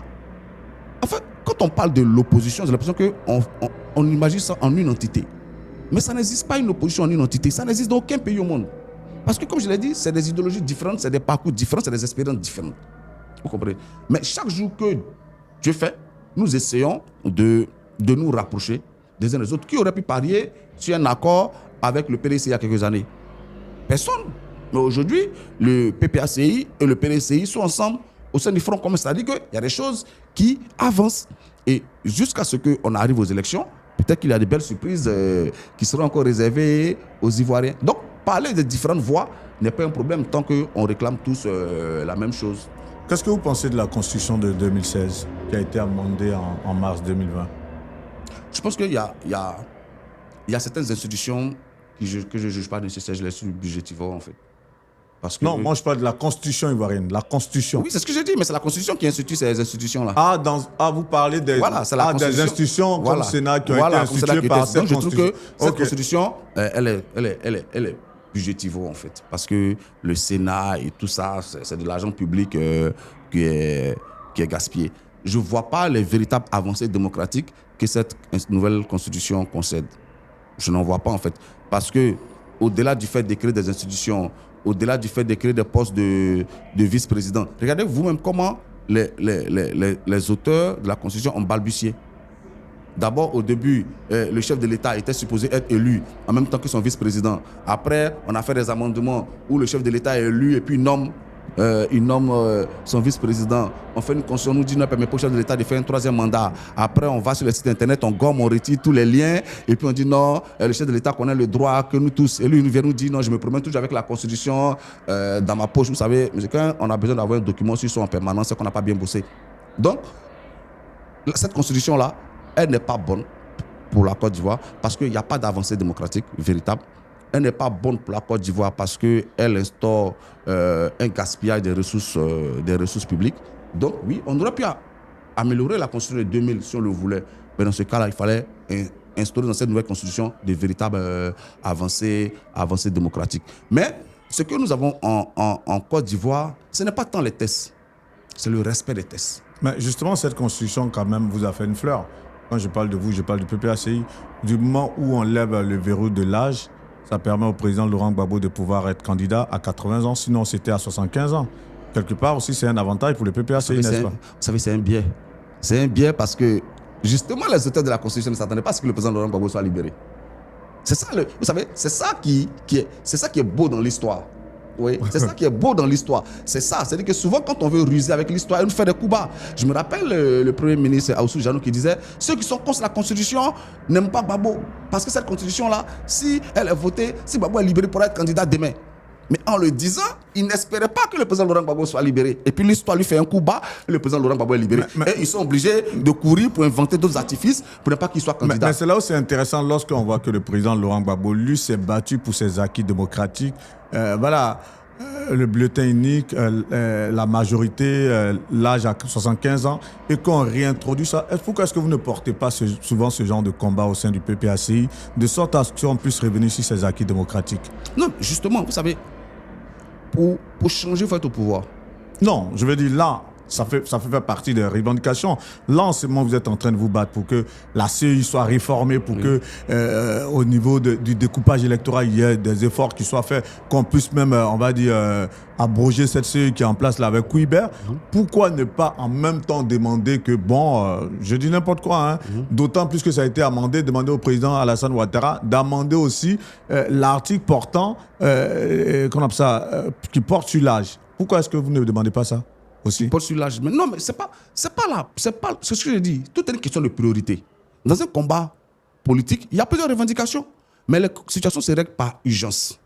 Guillaume, on a 3 mois d'une élection, moins de 3 mois d'une élection présidentielle qui s'annonce catastrophique si rien n'est fait. La Constitution, une fois que le RADP aura perdu le pouvoir, on pourra changer la Constitution, faire en sorte que les Ivoiriens y retrouvent leur véritable aspiration. Mais nous pensons que l'urgence, on fait une élection, on ne veut plus qu'il y ait des morts. On ne veut pas qu'au sortir de 2025, on soit là à compter les morts. Vous voyez? On a eu en 2010 3000 morts. En 2015, on a eu des morts. En 2020, on a franchi notre palier, on a joué au foot. Non, ce combat, il est légitime. Voilà, ce combat, il est légitime, mais c'est lorsque je vois qu'il y a certains articles qui sont à l'avantage du PPACI et que le PPACI ne lève pas le petit doigt là-dessus. C'est ce pourquoi j'interroge votre conscience là-dessus, en fait. Lorsque cette constitution a été mise en place, le PPACI n'existait pas. Donc, on ne peut pas dire qu'on a fait une constitution. Le PPACI se conforme à la loi. Vous comprenez? Le PPACI se conforme à la loi. Donc, beaucoup de militants du parti au pouvoir vont vous prendre au mot. Si vous devez vous conformer à la loi, on va vous dire, mais toutes les lois qui ont été votées, toutes les décisions de justice qui ont été prises, que vous dénoncez en longueur de journée, conformez-vous-y. C'est ce qu'ils vont vous dire. Mais vous voyez, c'est le bien, c'est l'erreur que certains commettent. Je l'expliquais sur un plateau de télé à Abidjan. Ce n'est pas parce que je dénonce une loi que j'estime mauvaise que je ne m'y conforme pas. Vous comprenez? Je peux dénoncer une loi en estimant qu'elle est mauvaise, tout en m'y conformant, en attendant de la faire changer. Vous comprenez? Donc oui, la décision de justice dont vous parlez, nous la dénonçons parce qu'elle ne respecte même pas ni la Constitution, ni le code. Donc nous la dénonçons. Mais c'est justement parce que nous respectons la loi que nous continuons de la dénoncer. Donc oui, une loi qui est mauvaise, on la dénonce. Mais en attendant qu'elle soit changée, on s'y conforme. Donc, dans l'exemple de la Constitution que vous évoquez, vous pensez que si le président Laurent Gbagbo était rentré en Côte d'Ivoire et que la Constitution de 2000 n'avait pas changé et que l'âge limite était à 75 ans, vous imaginez qu'on serait en train de faire des manifestations pour demander que l'âge limite soit mis à 80 ans? Non, on s'y conformerait. Donc, c'est pour ça que j'ai dit, c'est l'histoire qui fait un coup bas au parti au pouvoir. Parce que lorsqu'ils ont fait cette loi-là, c'était pour faire une fleur à leur chef, en pariant sur le fait que le président Laurent Gbagbo ne serait jamais libéré et qu'il ne reviendrait jamais en Côte d'Ivoire. Et par la combativité des Ivoiriens, par la foi des Ivoiriens, le président Laurent Gbagbo a été libéré. Je vous assure, s'ils avaient la possibilité d'aller changer rapidement pour amener à 75 ans, il l'aurait fait, mais c'est parce qu'il ne peut pas le faire, ce serait trop flagrant. Donc non, elle ne fait pas de fleurs au PPACI. Le PPACI constate que la loi existe. Et si conforme. Pardon, et si conforme. Et si conforme simplement. Et si le président Alassane Ouattara devait se conformer à toutes les décisions de justice qui ont cours et laisser les choses en l'état, par exemple, et qu'il est seul candidat et que les autres candidats sont éliminés, au soir, enfin, on va dire les candidatures, c'est au mois d'août, je crois bien, même si le calendrier électoral n'est pas encore assez clair là-dessus, et que les autres candidats qu'il n'y a pas de candidat et que c'est le seul candidat, et qu'il se conforme aux décisions actuelles, selon vous, quelles seraient les... Ça n'arrivera pas. Ah ouais? Non. Sur quoi vous basez pour dire cela? Ça n'arrivera pas simplement, parce que le peuple de Côte d'Ivoire ne l'acceptera pas. Il y a une élection, il faut que toutes les forces vivent de la nation, aille à la compétition et que le meilleur l'emporte. Voilà. Donc ça n'arrivera pas qu'il soit candidat unique. Ça, c'est révolu, ça c'était 60 ans en arrière. Et je me rappelle, il y a un cas d'hier qui disait, non, je crois que c'était le maire de Koro qui disait, non, nous-mêmes on veut un royaume. Il a dit, tu es venu dans un monde un peu trop vieux. En fait, ça fallait retourner en 1800, 1900. Il n'y aura pas de royaume en Côte d'Ivoire. Non, ça ne va pas exister. Et il ne sera pas candidat unique, il ne sera même pas candidat. Il ne sera même pas candidat? Non, parce que la loi ne lui permet pas d'être candidat. Donc, il ne sera pas candidat. Donc, de ne pas être candidat jusqu'à être candidat unique, le chemin est trop long. Le Front commun avec le PDC RDA, ça se passe bien? Super bien. Nous avons une réunion le mardi 22 à Abidjan. Et puis, par la suite, il y a un certain nombre de décisions qui seront annoncées. Le peuple sera convoqué. Parfait. Le président Guillaume Soro qui rejoint le mouvement Trop c'est trop, et cela soulève quand même des débats, de savoir que le président Guillaume Soro qui vous a combattu hier avec la rébellion, aujourd'hui est accepté, on va dire, en grande pompe, je vais dire ça comme ça, lorsqu'il rejoint votre mouvement. Est-ce que ça ne fait pas un peu désordre tout ça? Guillaume, quand Guillaume Soro rejoint un mouvement initié par Laurent Gbagbo, qui gagne? Je ne sais pas. Non, je vous pose la question. Non, posez la question peut-être à ceux qui trouvent cela. Ici, vous êtes le représentant de... Quand vous me posez la question, vous êtes le représentant de ceux qui pensent cela. OK. On a dit, pendant 10 ans, oui. On a dit Gbagbo c'est un dictateur, c'est un sanguinaire, c'est un génocidaire. Et que le président Laurent Gbagbo dit, je lance un mouvement qui s'appelle Trop c'est trop pour me battre pour les libertés démocratiques individuelles. Puis Soro dit, je viens. C'est fait, on est acquis. En fait, c'est une question de vision stratégique. Ça veut dire que cela confirme que tout ce qu'on a dit sur le président Laurent Gbagbo. Cette vision stratégique n'est pas un peu contraire à la morale sociale quand même? Tu voudrais que celui qui t'a combattu hier, que tu veuilles t'allier avec lui aujourd'hui, est-ce que par rapport à la conscience morale sociale, est-ce qu'il n'y a pas un problème? Mais bien au contraire, dans toutes les sociétés africaines, on élève au rang de héros ceux qui arrivent à se dépasser pour se remettre avec leurs adversaires et leurs ennemis d'hier.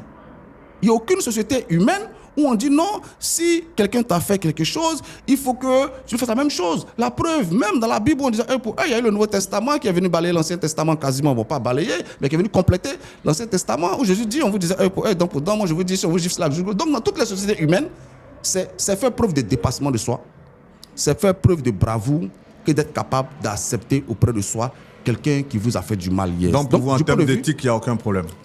C'est dans l'ordre normal des choses. Mais Guillaume, qu'est-ce qu'il y a? Moi, je pose encore la question. Qu'est-ce qu'il y a de plus hautement humain que d'accepter auprès de soi quelqu'un qui vous a combattu hier? Moi, je souhaiterais qu'on m'explique. Après, oui, il ne faut pas minimiser la question. Je ne la minimise pas parce qu'il y a des gens qui ont quand même souffert de la rébellion. Il y a des gens qui ont perdu des proches. Il y a eu des vies qui ont été détruites par la rébellion. Donc que ces personnes-là ne soient pas d'accord, oui, c'est compréhensible, mais il est de notre devoir de leur expliquer qu'il y a urgence à la matière. Il y a urgence en Côte d'Ivoire. Il y a une urgence. Il faut créer un rempart contre la dérive dictatoriale du pouvoir. Donc, dans ce sens-là, toutes les personnes qui sont victimes de ces injustices-là sont les bienvenus. Ça ne veut pas... Nous, on n'est pas amis à Soro, Guillaume. Parce qu'il faut que les gens comprennent, on n'est pas amis à Soro. Mais il subit la même chose que le président Laurent Gbagbo aujourd'hui. Et chez lui, c'est encore plus dommage parce que c'est un régime qu'il a conclu envoyer au pouvoir qui lui fait subir ça. mais c'est un enfant de la Côte d'Ivoire. Donc, ça n'absout pas ses fautes d'hier du tout. Mais on se dit, puisqu'on est tous victimes du même pouvoir, pourquoi ne pas se compléter les forces pour essayer de corriger ces injustices-là? Après, chacun de nous répondra soit devant le tribunal de l'histoire, soit devant la justice. Mais pour le moment, qu'est-ce qu'il faut faire? Il faut régler un problème ponctuel. Et donc, pour cette alliance stratégique, en tout cas, vous avez besoin de tout le monde. Vous savez, quand Mas disait prolétaires de tous les pays, unissez-vous, il n'établissait pas des ethnies pour dire bon, les prolétaires de Côte d'Ivoire, unissez-vous, les prolétaires de tel pays, unissez-vous. Donc, le même message que nous enseignons, tous ceux qui sont victimes d'injustice sur le régime Ouattara, unissons-nous. C'est le message. Donc, peu importe, même si aujourd'hui, je donne un exemple, je vais même être sarcastique, on nous disait qu'il y a le président de l'Assemblée nationale, Adama Bitogo. Si aujourd'hui, il veut être candidat, parce qu'on nous disait, selon certaines rumeurs, il souhaiterait être candidat. Mais si aujourd'hui, on met une loi qui empêche spécialement Bitogo d'être candidat, on lui dira, ben viens dans le mouvement trop c'est trop. Parce que nous, notre mission, et le président Laurent Gbagbo l'a dit, c'est de faire en sorte que ce pouvoir ne soit plus là. Par contre, nous avons posé un principe base, il faut que ce soit par des moyens démocratiques. Parce que souvent on nous dit non, vous préparez une insurrection. Non, on ne prépare pas d'insurrection. Le président Laurent Gbagbo, toutes les victoires qu'il a remportées dans sa vie, ce sont des victoires politiques, ce sont des victoires démocratiques. Oui, parce que certains pensent qu'aujourd'hui, votre allié, Guillaume Soro, qui a rejoint le mouvement Trop c'est trop, pour beaucoup, pour certains, c'est un peu votre bras guerrier qui, lui, serait en train de formater un coup pour que vous puissiez vous engouffrer dans ce tuyau. En plus, ça nous fait un mauvais procès. Parce que je rappelle que ce qui a débouché sur CAP aujourd'hui, la première réunion au sein du PDCI, mais le GPS était représenté par l'honorable Soumaoro. Il y a la signature pour le compte du GPS. Donc GPS a fait partie de CAP Côte d'Ivoire? J'ai dit pour les premières réunions qui ont débouché sur CAP par la suite. Okay. Même le PPACI y était. Ces réunions sont déroulées au siège du PDCI. Le COGEP était représenté par le docteur Patrick Saraka. Ils ont tous signé. Et c'est par la suite que l'honorable Soumaoro a été arrêté et jeté en prison parce qu'on l'a accusé de se prévaloir d'une organisation qui est dissoute par la justice. Vous comprenez? Donc, quel des Ivoiriens? Mais qu'est-ce qui a fait qu'après le PPACI n'a pas continué avec... non, je vais finir dessus. Okay. Quel des Ivoiriens qui ont souffert du fait de la rébellion initiée par Soro Guillaume expriment leur mécontentement? Oui, ça, je peux l'entendre. Et il est de notre devoir de les rassurer. Il est de notre devoir de leur dire, écoutez, le périple qui nous guette est beaucoup plus dangereux parce qu'il risque de nous faire disparaître totalement.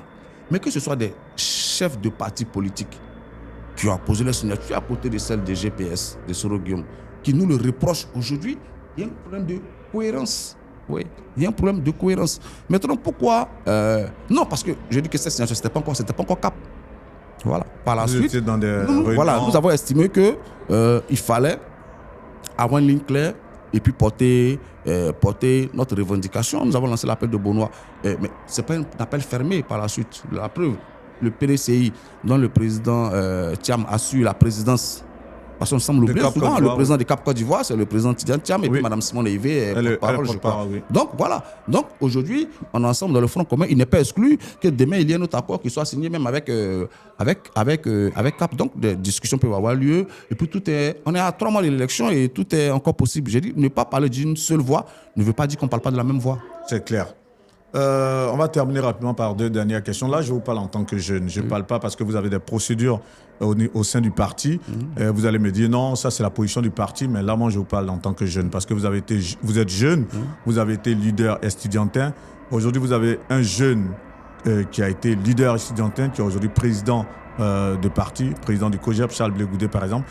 Et vous, en tant que leader estudiantin, lorsque vous voyez aujourd'hui les rapports entre ce leader estudiantin jeune, qui est aujourd'hui président de parti, avec votre mentor d'aujourd'hui, le président Laurent Gbagbo, ces rapports, qu'est-ce que ça vous fait? Et surtout, ma question elle a 2 volets, et surtout que vous, en tant que leader estudiantin jeune, aujourd'hui, quelqu'un qui a une place stratégique au sein du PPACI, j'ai vu votre dernière prise de parole, lancer des pics à peine voilés à Charles Blé Goudé, par exemple, dans la continuité de tout ça. Déjà, le premier volet, le second volet, vos réponses passent à tout ça. Non, vous savez, Guillaume, moi, je ne voulais même pas aborder cette question-là. Parce que, pour moi, elle n'en vaut pas la peine. Elle n'en vaut pas la peine. J'estime que moi, je n'ai pas à me prononcer sur les rapports personnels du ministre Charles Blé Goudé avec le président Laurent Gbagbo. Ce que j'ai dit, moi, je suis secrétaire national technique du PPACI. Donc, ma parole engage le parti. Tout à fait. Donc, je ne peux pas. Mais là, je vous pose la question en tant que leader je vais jeune. répondre. Oui. Je ne vais pas me En tant que jeune. Non, je vais Pas répondre. en tant que porteur de la parole. Je vais d'abord préciser les choses et je vais y répondre, t'en fais pas. Merci. Ce que je vais dire, mais je ne peux pas dire que je parle pendant 20 minutes en tant que secrétaire national technique du PPACI et puis après pendant 5 minutes je parle en tant que jeune et puis après Non, en tant que 10 minutes je parle en tant que jeune. Là, si cette question, en tout cas, j'ai fait le distinguo. Non, mais je vais vous en prie. Moi, j'estime que Charles Blé Goudé a aujourd'hui son parti politique et le COJEP, qu'il conduit selon la vision, selon la mission que l'ont confié ses camarades de parti. C'est son droit le plus absolu et moi, je respecte ça. Ce qui me gêne par contre, j'ai regardé un peu. Guillaume, tu l'as reçu au moins 4 ou 5 fois. Oh, plus que ça. Plus que ça. Et je me suis amusé à faire un petit chrono en fait. Mais le temps que vous passez à parler des questions internes, on ne m'a pas appelé, on n'a pas dit mon nom. Non, c'est des exemples que je vous donne. Hein, non, mais avec moi, c'était pas. Non, c'est des exemples. Mec, je dis que le temps que vous passez à parler des questions internes, ça représente au moins 70 à 80% des interviews. C'est pour ça que j'ai dit que ça pose un problème. Parce que quand on est parti, ça veut dire qu'on est parti d'opposition, on aspire à prendre le pouvoir d'État. On aspire à prendre le pouvoir d'État. Donc notre adversaire commun, c'est le RADP. Si on estime qu'on a des mésententes, on peut les exposer, ça ne pose pas de problème. Mais consacrer l'essentiel de son temps à cette thématique-là, la stratégie victimaire n'est pas toujours la bonne solution. Moi, je vais te donner un exemple simple. Moi, avec Blé Goudé, c'est mon vieux père. C'est comme un politique de côté. C'est de ça, moi, c'est ça que je te dis. C'est-à-dire qu'on met la politique de côté, qu'on se croit, c'est bonjour vieux père, ça va, on cause, on échange rapidement, et puis bon, ça s'arrête là. Et ça, tu comprends. Mais je veux dire que, moi, à titre personnel, par exemple, j'ai toujours souffert de ça, en fait, le concernant. Parce qu'on m'a toujours dit, non, tu es contre Charles Blé Goudé, tu es contre ceci, c'est là. Je te donne un exemple, c'est même quand on organisait les manifestations à l'AI, pendant qu'ils étaient encore en prison, on s'asseyait avec des camarades, on dit, bon, quelle stratégie on applique? On dit, bon, dans le cas du procès, il est bon que notre communication soit axée sur le président Laurent Gbagbo. Parce que comme il a le statut d'ancien chef de l'État, dont le palais présidentiel a été bombardé, du point de vue de la communication, strictement la communication, ça parle plus aux personnes à qui on s'adresse que de dire Laurent Gbagbo et Charles Blé Goudé. C'est un exemple simple. Donc on arrête cette stratégie-là ensemble. Donc on fait des affiches, on met le président Laurent Gbagbo, tout. Et puis derrière, il y a des gens qui m'attaquent fortement. Non, pourquoi tu n'as pas mis Blé Goudé sur les affiches? Pourquoi dans la communication, Blé Goudé n'y est pas? J'ai dit, mais on est obligé de travailler de manière stratégique. On est obligé de faire des choix. Ça ne veut pas dire qu'on est contre qui que ce soit. Si tu vois. Même quand les cadres du COJEP avaient des activités en France, on y a participé, on y a contribué, même financièrement. À l'ouverture du procès, celui qui était alors, qui assurait l'intérim de Charles Blé Goudé de la tête du COJEP, c'était le professeur Nobou. Hyacinthe. Il était à Paris, c'est mon vieux poste, on s'est vu. Financièrement, on a contribué. Tu comprends? Donc, il n'y a pas une action du COJEP en tant que parti politique. Vous pouvez demander à celui qui je ne sais pas si c'est lui qui, j'ai toujours même à Zap Crasso, qui était le représentant du COJEP en France, demandez-lui, il vous dira, que ce soit financièrement, que ce soit humainement, on contribue aux activités du COJEP. Vous comprenez? Quand Charles Blé Goudé est sorti de prison, mais avant qu'il sorte de prison, je vais vous donner un exemple qui est anecdotique, mais qui peut vous donner l'exemple de ce que c'est. Quelques jours avant, il y a je crois que c'était sa chef de cabinet, mais une amie qui travaille avec lui qui m'appelle, qui me dit, bah, écoute, il y a une vidéo qui circule où tu tiens des propos très injurieux contre Charles Blé Goudé. Je dis, moi, c'est pas possible. Elle m'envoie la vidéo, je lui dis, mais attends, toi, t'es mon ami, tu connais ma voix. Donc, tu n'as même pas besoin de m'appeler, tu peux certifier que ce n'est pas moi. Mais pendant que elle me passait cet appel-là, elle était avec le ministre Charles Blé Goudé, elle était sur le haut-parleur. Tu vois? Et quelques semaines après, je vais voir le ministre à La Haye, parce qu'il était sorti de prison, il était à son hôtel, je vais le voir, on passe toute la journée ensemble. Puis je lui dis, mais attends, pourquoi on m'appelle pour ça alors que on sait tous que c'est pas moi qui parle là. Il dit, non, il faut laisser ça. Tu sais, les gens ils viennent ici, gâter ton nom à chaque fois. Ils ne savent pas, mes gars là qui sont pour la maison. Il dit, mais il faut la parler. On ne peut pas faire ça. On ne peut pas faire ça. C'est ce que tu comprends? À la suite, ils sont arrivés, non, c'est Fan qui peut combattre Charles Blé Goudé, il est contre lui. Et Guillaume, il y a des choses qu'on ne peut pas dire devant les écrans, mais ce n'est pas vrai. Tout le temps que Charles Blé Goudé a passé à La Haye, on était avec lui. Mais j'ai compris que c'est le syndrome de la citadelle assiégée. Il faut construire une stratégie où tout le monde est contre nous, tout le monde veut avoir notre peau, et puis ça contribue peut-être à resserrer les liens entre eux, en fait. Mais ça ne résiste à aucun fait. Tu vois, je le dis, c'est un vieux père. Donc il y a des choses dans lesquelles je ne veux pas rentrer dans les médias. Est-ce que tu comprends? Au moins, il y a des gens qui sont venus me voir. Ah, il y a tel problème aujourd'hui avec ton vieux père. Il faut voir qui tu peux voir pour qu'on règle. On s'en va, on voit, on règle. À part ici, ces personnes-là sont vivantes. On va, on règle. Et puis après, le même jour, tu as des gens qui sont de faire vidéo pour dire non, lui il est comme ça, Bleu Goudé. J'ai dit, mais soyons un peu sérieux. Soyons un peu sérieux. C'est pas tout. Comme lui, il aime les proverbes. C'est pas tous les linges qu'on sèche au milieu de la cour. Il y a des linges qu'on sèche au milieu de la cour, puis il y a des linges qu'on sèche dans la maison. Donc, c'est pour ça que je ne veux pas m'étendre sur ce sujet-là.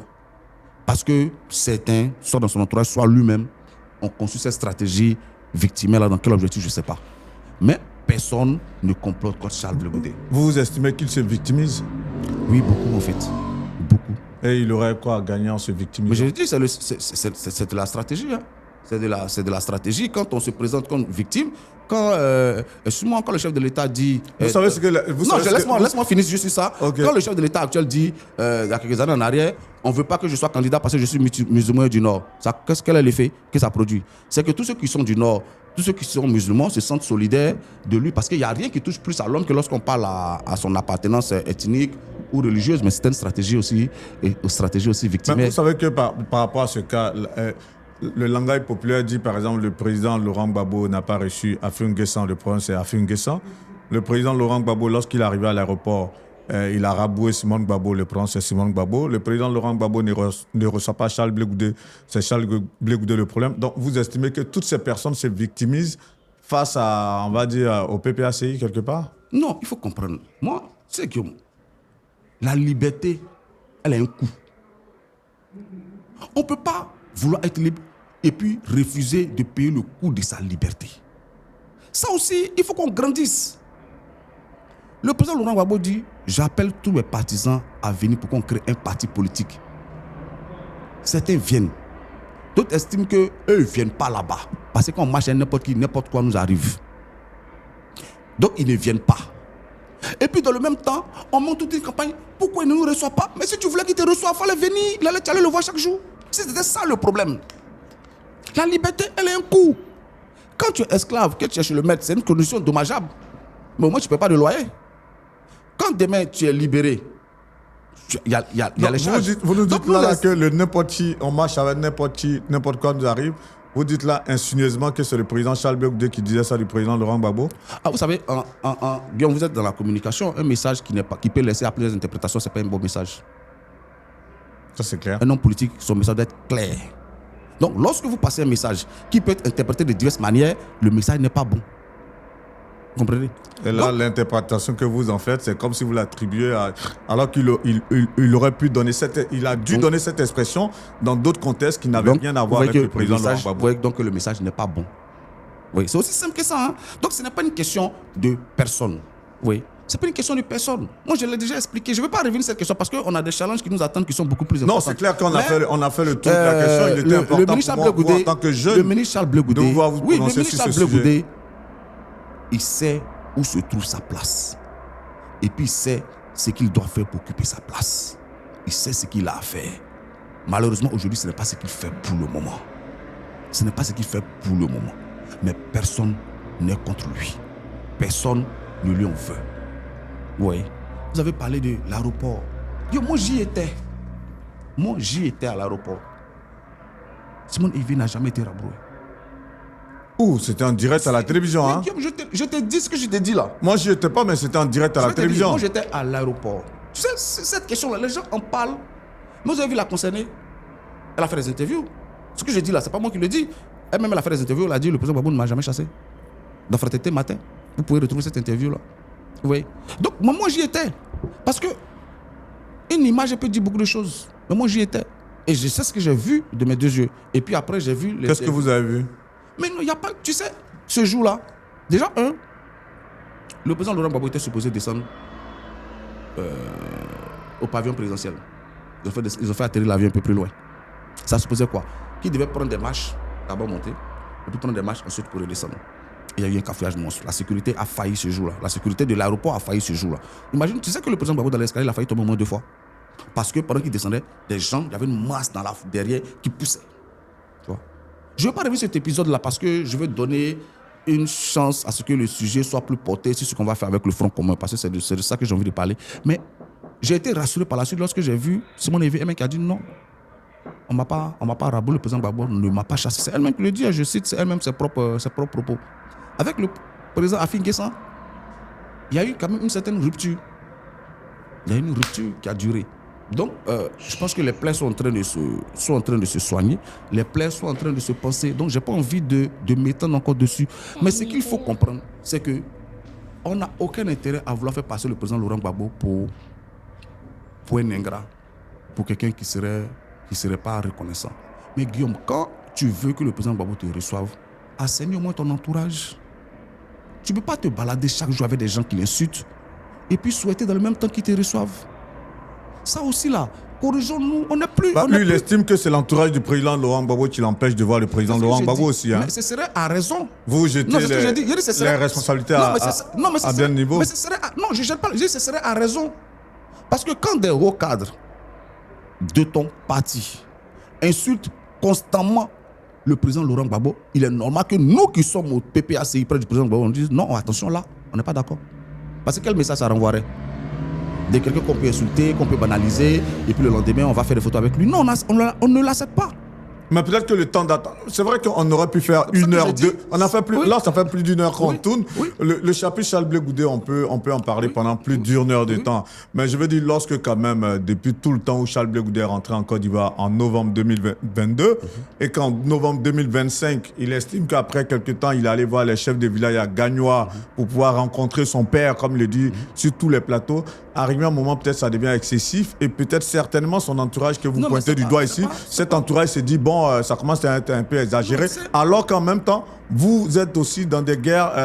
non, Guillaume, tu sais, c'est parce que, comme j'ai dit là, je ne veux pas faire l'historique de tout ça. Parce qu'il y a des guerres de tranchées de toutes parts. Non, ce n'est pas des guerres de tranchées. Parce que lorsque vous dites que les partisans du président de Charles Blé Goudé insultent le président Laurent Gbagbo, les partisans de Charles Blé Goudé disent aussi que les partisans du président Laurent Gbagbo font de leur leader leur chou gras. Tu sais, c'est pour ça que j'ai dit depuis, c'est parce que je veux pas que ce soit, toi tu es journaliste, tu veux du clic. Donc si on insiste sur ce sujet-là, ça risque d'occuper l'essentiel de l'entretien en fait. Donc c'est pour ça que je dis, je pense que je me suis longuement expliqué déjà par le passé sur cette histoire.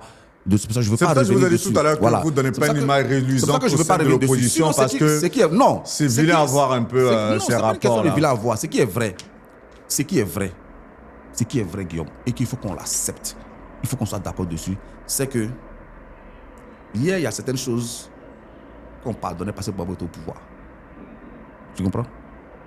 Non, tu pouvais aller chez le président Laurent Gbagbo, peut-être un de ses gardes de corps te poussait de travers, mais tu laissais passer le pouvoir. Parce qu'il y a les avantages du pouvoir qui vont avec. Donc, il y a certaines choses qu'on tolérait hier, mais qu'on ne tolère plus aujourd'hui parce que le pouvoir n'est pas là. Parce que le pouvoir n'existe plus, avec les avantages que ça comporte. C'est profond, ce que vous êtes en train de dire. Avec les avantages que ça comporte. Donc, ce qu'on pouvait tolérer je vois le plan axiologique, mais bon, si on veut aller dans des déductions, ça sera trop long. Le président Laurent Gbagbo, il n'a pas changé. Ouais. On le connaît. C'est quelqu'un qui est débonnaire, c'est quelqu'un qui est humain. Il est foncièrement humain. Nous tous, on le sait. Il est toujours prêt à écouter et à tendre la main. Mais ce qu'on doit aussi accepter, c'est que nous, et quand je parle de moi, je parle de nous, je parle de tous ces jeunes aujourd'hui qui sont autour du président Laurent Gbagbo, que ce soit Damana Picasse, que ce soit Kwa Justin, que ce soit Blaise Las, que ce soit Stéphane Kipré, on ne va pas accepter que le président Gbagbo soit banalisé. Ça, vraiment, il faut que ce soit clair. Tous ceux qui vont entreprendre une démarche respectueuse du parcours du président Laurent Gbagbo, de ce qu'il a été, de ce qu'il est, trouveront porte ouverte pour qu'on puisse avancer ensemble. Mais tous ceux qui vont essayer de l'instrumentaliser, de l'utiliser, ils trouveront porte close. On ne va pas permettre ça. Vraiment, il faut que nous tous, on soit d'accord là-dessus. Laurent Gbagbo est ce que nous avons de plus précieux aujourd'hui. Tout le combat pour lequel il s'est battu toute sa vie, mais c'est nous qui en profitons aujourd'hui. Quand on peut voter à 18 ans, c'est qui? C'est Laurent Gbagbo. Quand il y a la liberté d'expression, quand il y a la liberté d'association, c'est qui? C'est Laurent Gbagbo. Mais ayons de la mémoire, rappelons-nous, en 92, le président Laurent Gbagbo va en prison. Pourquoi? Parce qu'il y a eu une descente à la cité universitaire, Yopougon, et puis il proteste parce qu'il ne faut pas qu'il va pour défendre les étudiants, et puis ça lui vaut d'aller en prison. Donc ce président Laurent Gbagbo qui a consacré toute sa vie au combat pour la jeunesse, on ne va pas accepter qu'il soit banalisé. On ne va pas l'accepter. Et si ça doit nous valoir de lever de boucliers, on est prêt à les recevoir. Il faut respecter le président Laurent Gbagbo. Surtout quand on l'a eu hier comme leader. Ça ne veut pas dire que c'est un saint qui ne commet pas d'erreur. Loin de là. Mais il faut le respecter. On va terminer, avant de terminer sur le sujet de ce que vous allez faire avec le Front commun, une petite question rapide. Là, en tant que jeune, qu'est-ce que vous pensez des positions versatiles d'un cyberactiviste comme Johnny Pacheco? Je ne pense rien du tout. Il faut demander à ceux qui l'ont déjà reçu et qui ont déjà causé avec lui. Non, mais vous suivez ses vidéos tout de même? Non. Vous n'avez jamais regardé la vidéo de Johnny Pacheco? Lorsqu'il soutenait le président Laurent Gbagbo, lorsque le président Laurent Gbagbo était à La Haye, vous ne regardiez pas ces vidéos? Non. Lorsque le président Laurent Gbagbo est sorti et qu'il est devenu RHDP et qu'il insultait le président Laurent Gbagbo, vous n'avez pas regardé ces vidéos non plus? Du tout. Et lorsqu'il a retourné sa veste aujourd'hui... C'est vous qui m'informez de ces différents mouvements. En tout cas, c'est pour ça que je vous parle de position versatile. Parce que ces positions étaient vraiment cycliques. Hein. C'est pour ça que je dis. Vous n'avez jamais regardé aucune des vidéos de Johnny Pacheco? Ça peut m'arriver de tomber dessus, mais je ne vais pas passer du temps dessus. C'est pour ça que je dis que peut-être que ceux qui l'ont reçu, que ce soit à la CPI, que ce soit à Abidjan, au nom soi-disant de la paix et de la réconciliation, ils sont mieux placés pour en parler. Moi, je vois un jeune Ivoirien qui donne son avis. Quelquefois, je suis d'accord. Quelquefois, je ne suis pas d'accord, mais je n'en pense rien. Je n'en pense rien du tout. Il y a ceux qui l'ont, d'après ce que j'ai entendu, il y a certains qui l'ont employé hier pour inciter d'autres. Je crois que c'est le même qui l'a dit. Après, il y a d'autres qui l'ont reçu, soit disant au nom de la paix. Peut-être qu'eux, ils sont mieux instruits sur l'homme. Moi, je l'ai vu, je crois, 1 ou 2 fois dans ma vie, lorsqu'il avait été agressé, parce qu'en ce moment, il fallait lui apporter une aide pour se soigner. Voilà, j'ai été là. Nous sommes des humanistes, nous sommes des hommes de gauche, mais nous n'instrumentalisons pas les gens. Donc, peut-être qu'il faudrait les recevoir lui-même pour qu'il explique pourquoi un tel vacillement. Je pense qu'il aura les mots pour faire comprendre son message. En tant que chargé de communication du Front commun, PPACI, PDCI, RDA, qu'est-ce qui est prévu? Non, comme je le disais, ce qui est prévu, c'est d'aller au combat. Voilà, c'est d'aller au combat pour obtenir des élections libres, démocratiques et transparentes. Et il ne faut pas que les gens se méprennent, on ne va pas reculer. Parce que souvent, les gens ont tendance à banaliser pour dire non, Guillaume, on ne va pas reculer. Donc, nos points de revendication sont connus. Nous voulons une réforme de la CEI. Nous voulons une RLE. Nous voulons le respect de la Constitution. Nous voulons des élections, en un mot, libres, démocratiques et transparentes. Et nous allons les obtenir, mais démocratiquement. Donc, il ne faut pas que les gens se méprennent. Ça prend du temps parce qu'il faut tout structurer.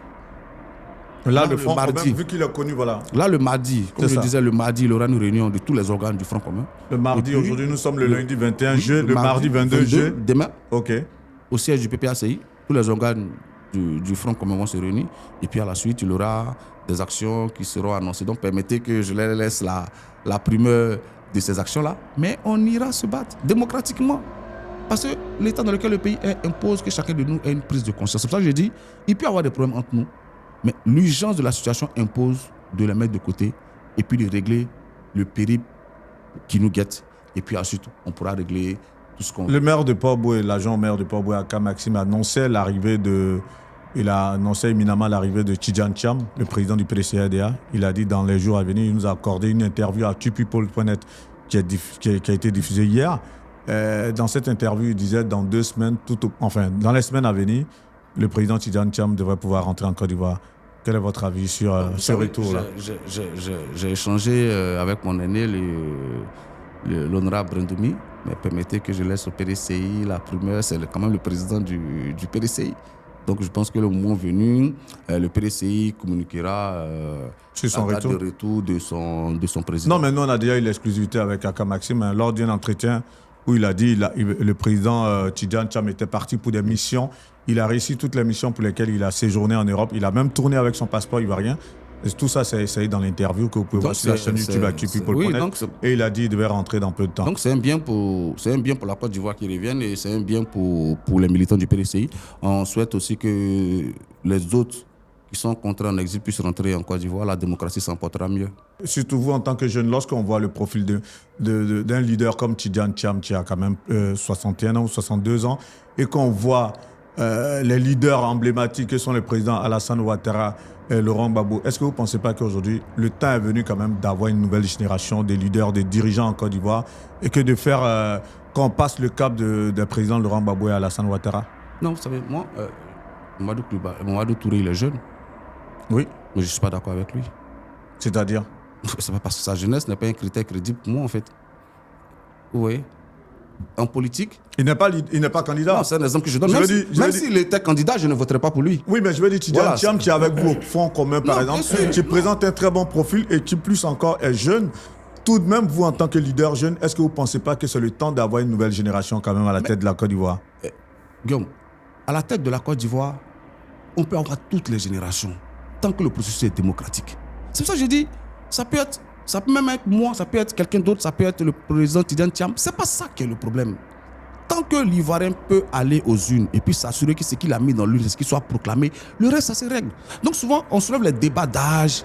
Bon, même souvent, ceux qui se proclament jeunes, ils sont plus très jeunes. On ne peut pas dire on est jeune à 60 ans, on est jeune, j'ai vu d'autres qui se parlent. Nous, les jeunes, t'as 55 ans, t'es pas jeune en fait. Donc il faut quelquefois, il faut qu'on se dise, mais la jeunesse, c'est jusqu'à quel âge? Peut-être souvent, tu vois des gens qui se proclament jeunes. La jeunesse, c'est jusqu'à 65 ans. Ah, d'accord. Donc si en Côte d'Ivoire, en tout cas, c'est pas ce que dit l'UNESCO, par exemple. L'UNESCO dit quoi? Les jeunes, voilà, c'est quel âge? C'est maximum 35 ans, par exemple. Voilà, donc 35 ans. Voilà, c'est pour ça que, par exemple, au PPACI, pour diriger la jeunesse du parti, il faut avoir maximum 33 ans. Pour 2 ans de mandat pour finir à 35 ans.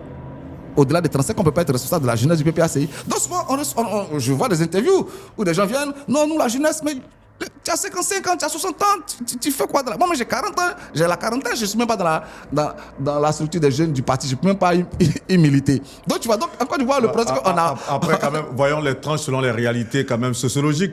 Si on veut voir selon les normes de l'UNESCO, c'est clair qu'à 35 ans... mais Guillaume, on ne verrait pas de jeunes à la tête d'un État africain. Si on est jeune à 65 ans, ça craint. Oui, mais je veux dire, non, ça, ce sont les normes. Ça, ce sera selon les normes sociologiques. On a Diomaye qui est beaucoup plus jeune, qui est président. Donc, tu vois, c'est pour ça que je dis, le problème, c'est pas là, le problème, c'est la démocratie. S'il n'y avait pas la démocratie, Diomaye Faye ne serait pas aujourd'hui président. Il est très jeune. Il était opposé à quelqu'un qui est beaucoup plus âgé que lui. Les Sénégalais ont fait le choix de Diomaye Faye. Il préside aujourd'hui aux destinées du Sénégal. Donc, ce qu'il faut régler en Côte d'Ivoire, c'est la démocratie. Maintenant, une fois que c'est démocratique, si la personne, en tout cas dans les limites de la Constitution, si la personne a 75 ans, que tu as 40 ans, que tu le bats, tu es président, et puis on avance. Voilà. Donc souvent les débats d'âge, c'est pour ça que les débats d'âge me gênent. Ce qui m'intéresse en politique, c'est la conformité de l'idéologie, la conformité de la vision avec la personne qui la porte. Parce qu'il y a des gens qui sont beaucoup plus jeunes, pour qui je ne voterai jamais. Et puis, les gens beaucoup plus âgés pour qui je voterai, vice-versa. Donc, pour moi, il faut qu'on regarde à l'idéologie et puis à la vision pour la Côte d'Ivoire. C'est important.